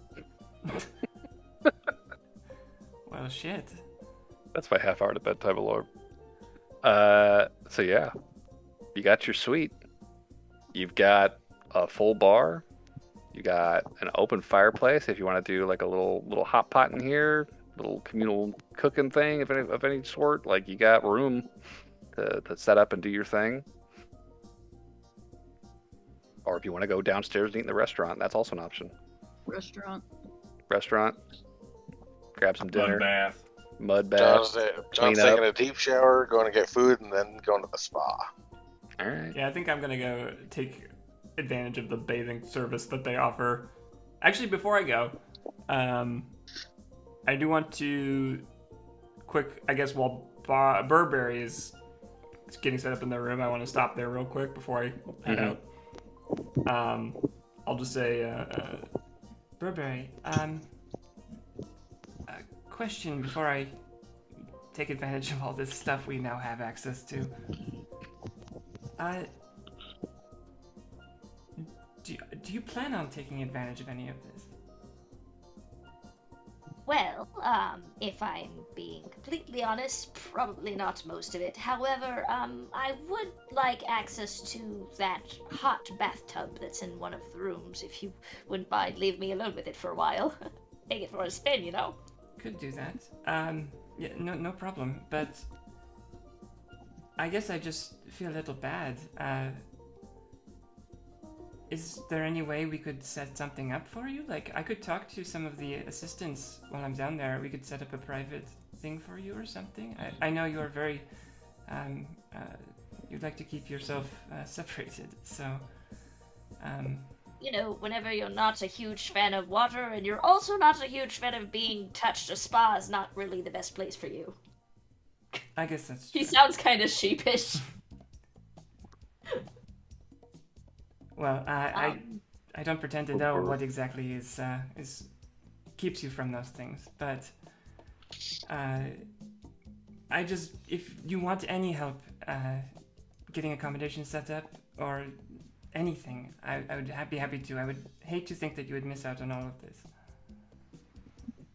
It is an amazing spa, with an amazing view, and amazing people. I don't feel like I'm missing out much. All right, well, if you change your mind, Not to get sappy for like 0.2 seconds. if you change your mind, let me know. I'd be happy to help in any way. Oh, your consideration is vastly appreciated, Noel. All right, well, as someone who does like water, I'm going to go partake. Oh yes, have all the fun. Do you want me to bring you food back?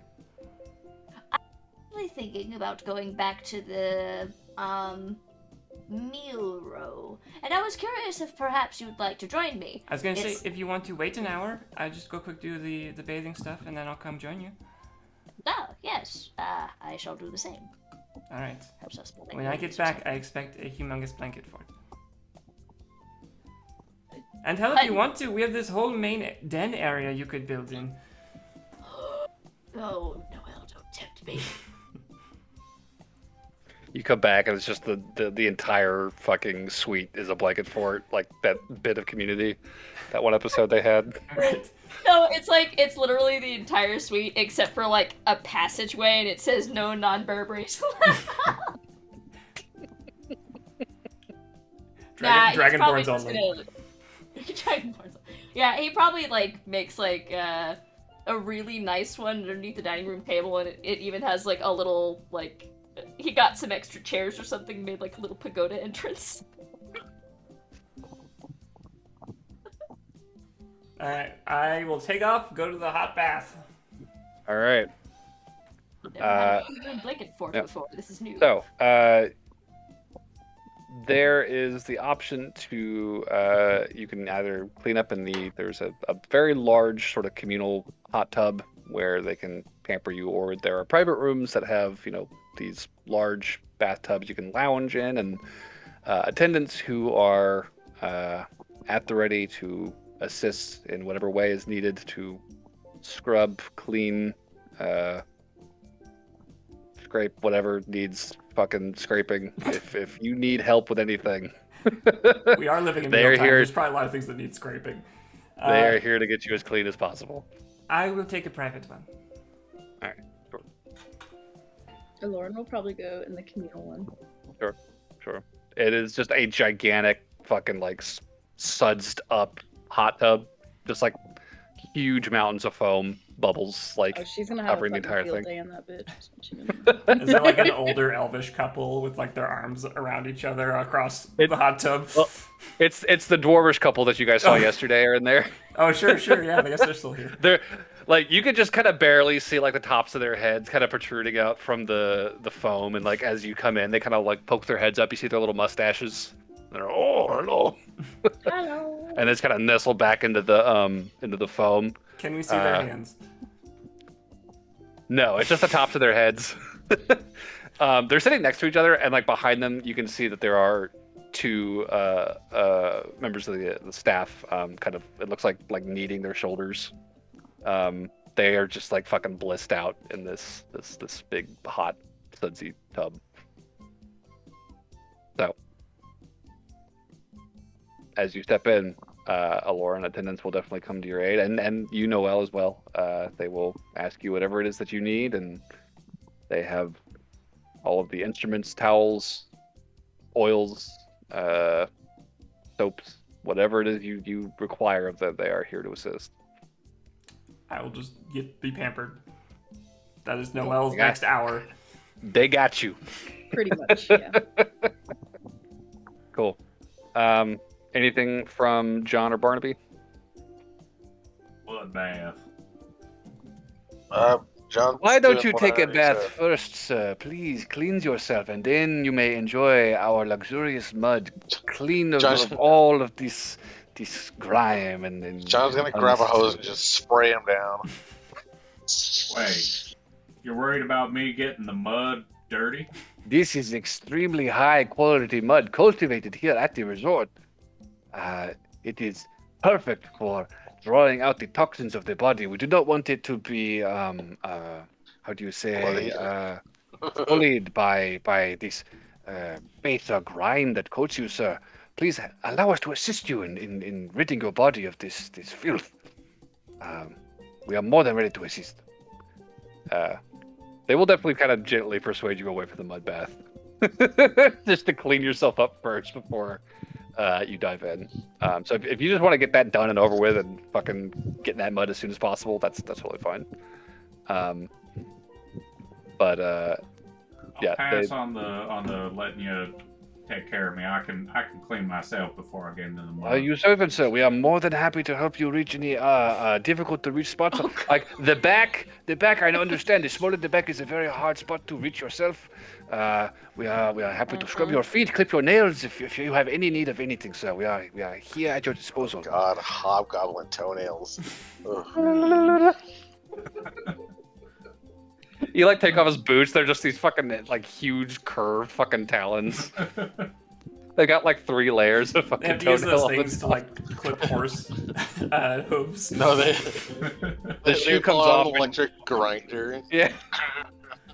He's got them fashioned into little kind of spears almost. They just kind of point in one direction. Yeah, like the shoe comes off, and it's that really detailed painting, close up of a foot with that foghorn sound effect. That.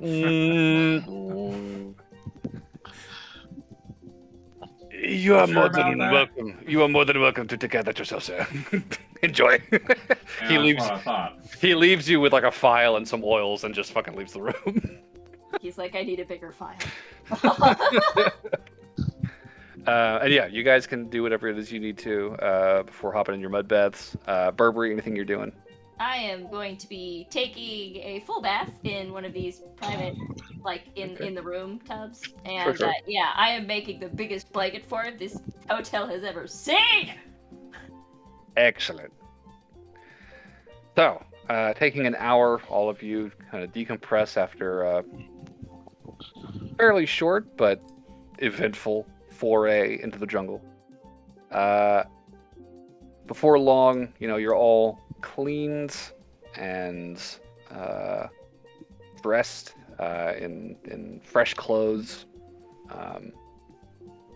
Meet up in the hotel restaurant, have yourselves a lovely dinner of some of the finest cuisine that the island has to offer. What kind of food you guys want to fucking dig into tonight?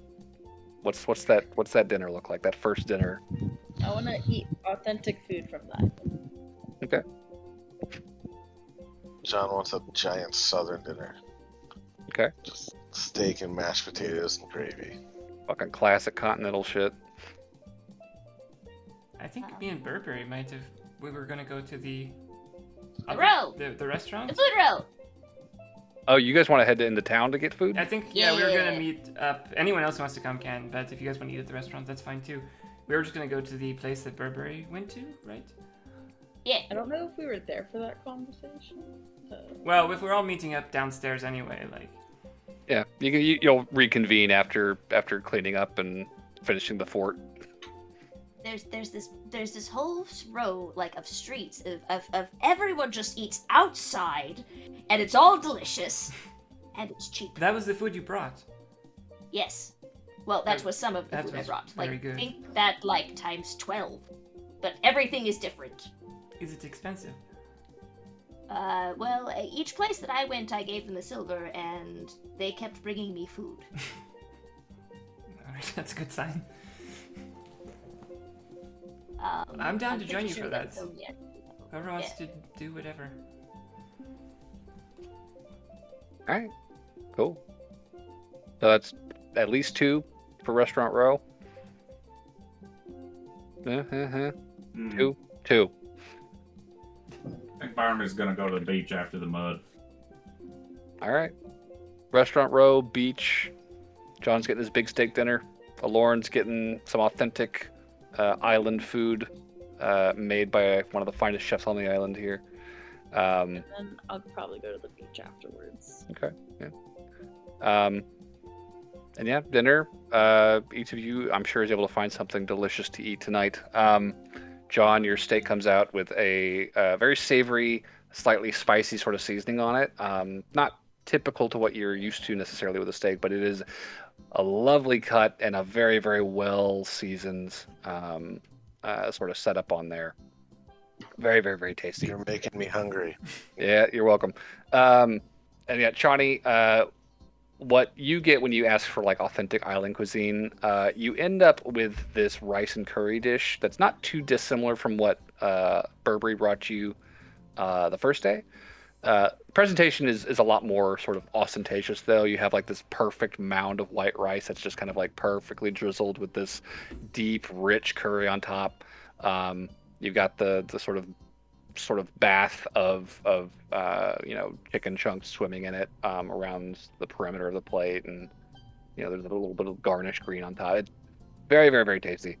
And yeah, Noelle and Burberry, both of you are able to find this row of cookouts all the way down. Just start sampling as you walk.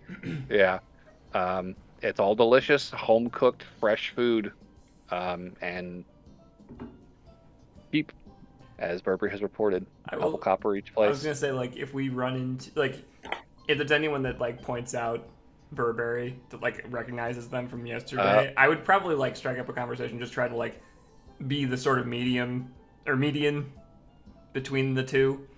Sure. Yeah. Yeah, I mean, there's probably some familiar faces that you might notice as you kind of make your way through this neighborhood, Burberry.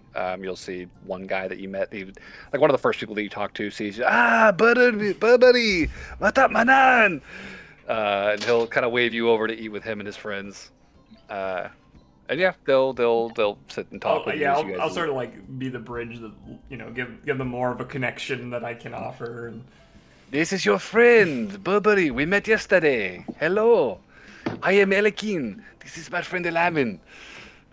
it's nice to meet both of you. Good to meet you. Hey, welcome. What brings you to the island? And they'll make small talk, and you guys can savor some of the local culture, talking to them. Very friendly, very hospitable, very cordial. He still does his best. Like he does lean like not too heavily on Noel, but like pretty heavily. But like he seems to be getting a bit better at like the broken communication. Yeah, I'll try. I mean, I'll definitely try and use this as like a teaching opportunity to to help. They are like very, very cool about like if you kind of express to them that you're wanting to learn more Elvish, like they're all for trying to teach you some of the local phrases and kind of some of the Elvish that kind of makes the area unique. One thing that will come up as they're kind of like going over their phrases, they'll teach you the phrase "touch," which is how you call someone a scrub.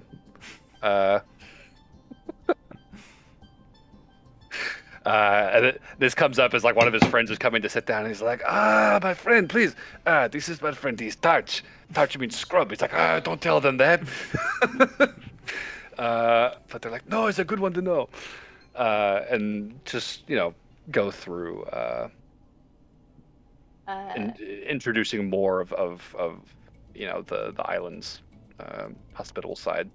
Oh, and Burberry is going to insist on paying for your food stuff, Noel, in return for the teaching. I'll say if there's ever a moment where Burberry's in conversation and the guy comes up expecting payment, I'll just quick slip him something, if they don't notice, but I will otherwise let Burberry pay when they do notice. Okay, that's fine. Yeah, however long you guys want to be out here, it's going to be like a few copper a plate, so just assuming, you're having another plate of food every half hour to hour, if that's how much you want to eat. How many copper per plate? Like 2 to 3. Jeez. Just kind of watching, you see that the minimum is at least 2. You'll see some people do 3, some 4. I'm probably not going to eat all this, but I'll just throw silver in total. That's fine. I'll maybe buy a plate for someone else and stuff. Sure. And you can totally just enjoy eating out with some of the locals and learning some of the local Elvish. Noel, John, Burberry, or Barnaby, excuse me, I guess. You guys wanted to head out to the beach after your meal? Aloran? And to go to the yeah, beach. Aloran and Barnaby, and was John going with you guys? I don't know. Oh, I know you two were I just going heard to the beach. Aloran and Barnaby. Okay, Aloran and John was Barnaby for eating sure. at He's gonna go out on like the patio and just lay down on like a chair. Oh shit. Okay, so Relax. he's just vegging, totally. Yeah, and you guys can just take in the sunset, watch the waves kind of lap up against the white sandy beaches, watch as the sun continues to set and the stars begin to come out overhead. You can kind of see the very distant lights of the city kind of glowing on the water, and it's all just pristine, beautiful, wonderful night of rest and relaxation after a job well done. And eventually, the night will begin to grow. The sky will reach its full darkness. You guys will eventually wrap up your evening and make your way back to the suite. Get ready to tuck in for the night. Is there anything the party wants to do as they get ready for bed? I'll say it doesn't have to be a big thing, but I definitely want to maybe as it gets dark out or something, I can kind of seed in the conversation, like this, like ask if anyone has any interesting stories or something like that to see if anyone's ever heard of these dark ones, like Botan has. If anyone has any like the equivalent of like a ghost story or something about these things, just try and seed that in the conversation as me and Burberry are moving towards the end of the evening. Would that be a history check or something? Oh, sorry, I meant when we're at the restaurant is what I'm talking about. Oh. Oh, So, yeah, I should establish that up front. Before me and Burberry leave, I would like to do that as it's kind of getting dark. Gotcha. Okay. Let's say make a general persuasion check to just kind of steer this conversation. All right, just charisma, just a charisma check. Can you do it with advantage? We won't set the DC that high for Totally persuasion. it's an idea. So just a general charisma check. I can tell. Can I have advantage because Burberry's helping? Yeah, that's fine. Pretty good. 23. Yeah, okay. Did we learn anything new about the dark Not ones? too hard. So you hear as you kind of broach this subject. I guess. How do you want to mention it to begin I think with? I'm kind of pitching it like as it's getting dark out because we're kind of there for the evening. I'll just like ask if anyone has any interesting spooky stories, and I'll say like I heard one about like these dark creatures from the forest or something. And I'll kind of play it off like I'm being very like, oh, this is just a scary tale that I heard. Sure. Just like, oh, this is just like a local thing that someone told me. Is this true? Yeah. So they just kind of laugh and they're just like, no, there's no such thing. But these stories, they have been part of the island for so long. You know, it is a part of things here. Yeah. Okay. So my grandmother told me one. She told me, this is the story of the Bogle, right? Now the creature, the Bogle, is a tiny man who lives in the woods. And he is drawn to the cries of sad children. If you cry too much, the Bogle comes and he lives in your house. He hides your things. And he cries at night, keeping you awake. Just like you kept him awake. So you better stop it or you will never sleep again.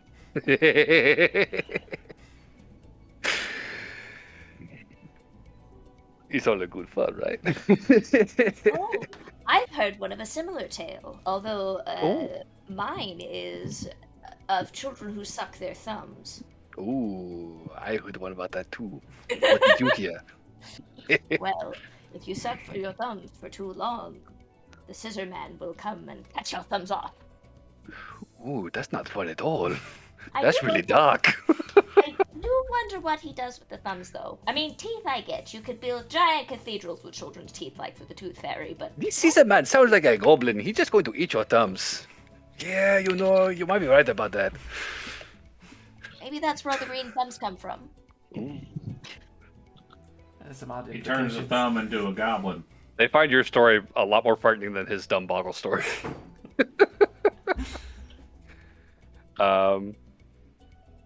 But yeah, I mean, they'll kind of trade some stories with you. But do we learn anything Like about the dark ones? I'll stay with a little more goading in that 23. Something that does kind of catch your interest.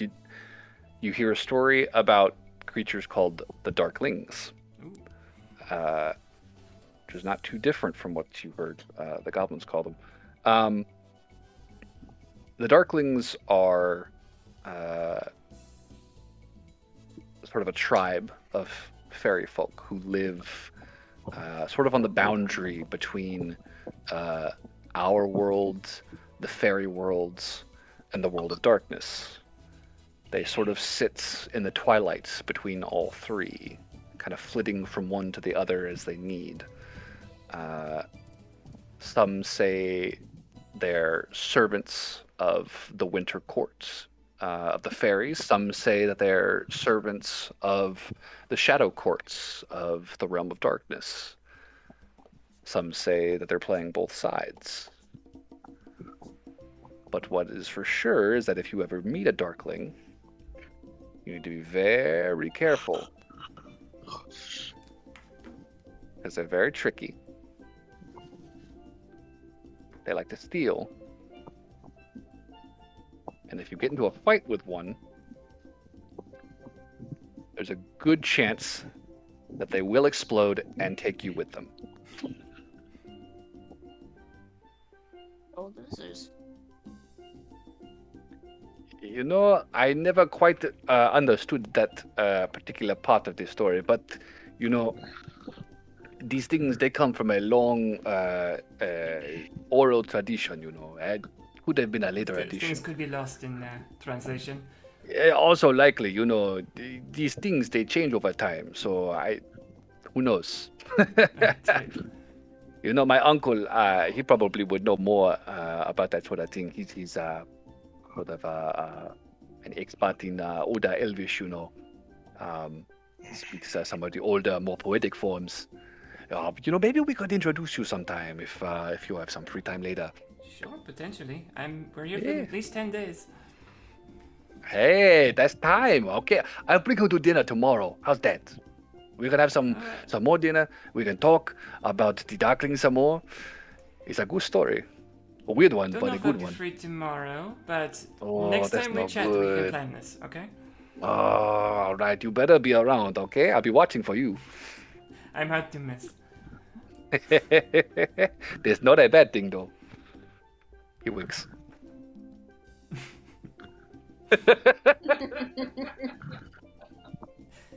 I'll just give him a smile. He just laughs and keeps talking. So, a little bit. You got a couple stories out of him. Then eventually the party reconvenes, and you guys make ready for bed and set out for a night's well-deserved night's sleep. So, a couple of hours after you guys have sort of settled in for the night,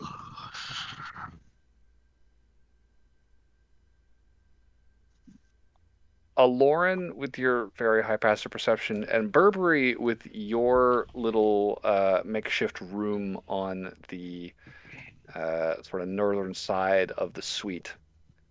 You are both awoken to a strange sound from outside on the grounds. Sort of a startled yelp. I'd like to Just go. stick my head up towards the window. There's a big window, right? Yeah, there's that window overlooking that side of the building and the jungle beyond. I investigate the window. Give me a perception check. Bless you. Thank you. Can I do perception as well? Yeah. You can look out your window too. Do I have inspiration? Do you? Yes! I do, thank God. I got an unnatural 20.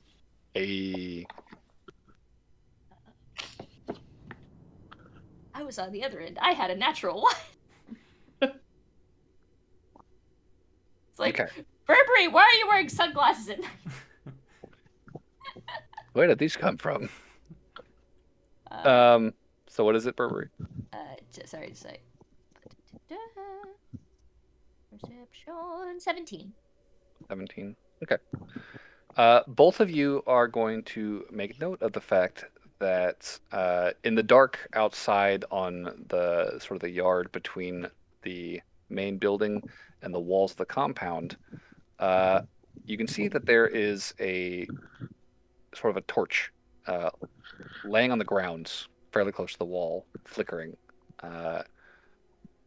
And you've seen sort of this light shifting through the yard. From your previous night's stay, there was sort of a night watch that kind of kept a general eye on the perimeter. This torch is laying on the ground, and next to it, faintly illuminated by that light and by the sort of waxing moon overhead, you can see. This was not the music I intended for this. Don't worry, guys. Problem solved. No. All atmosphere gone. Shush, shush. No, this is atmospheric. Wait. There. Spooky. Better. Laying on the ground next to the torch, you see a prone humanoid figure being restrained by 3 smaller humanoid figures. Oh no. Clambering over the wall next to them, you can see several others with metallic objects glinting in their hands, their long pointed noses catching the moonlight. It's the goblins. We should have just fucking killed them. God damn it.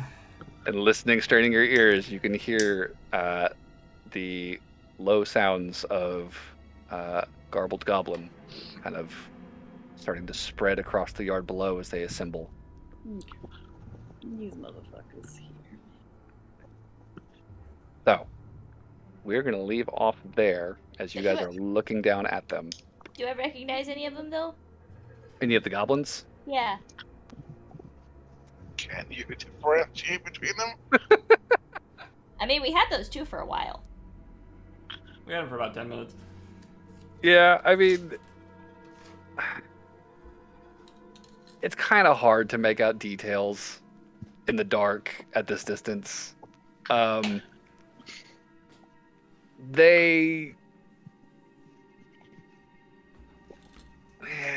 wouldn't say so, no. Right now, what you see is a pack of goblins clambering the wall and subduing one of the guards. Can I see how many? You said 3. You saw 3 on the ground and several more climbing up over the wall behind them and dropping down onto the ground. So 7, 8, 9, 10 more coming.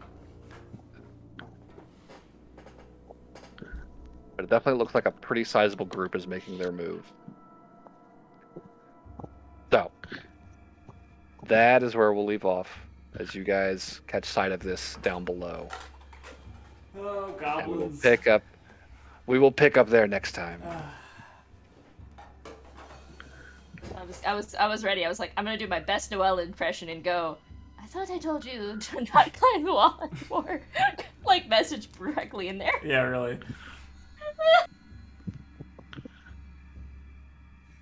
Barnaby just like, I told you.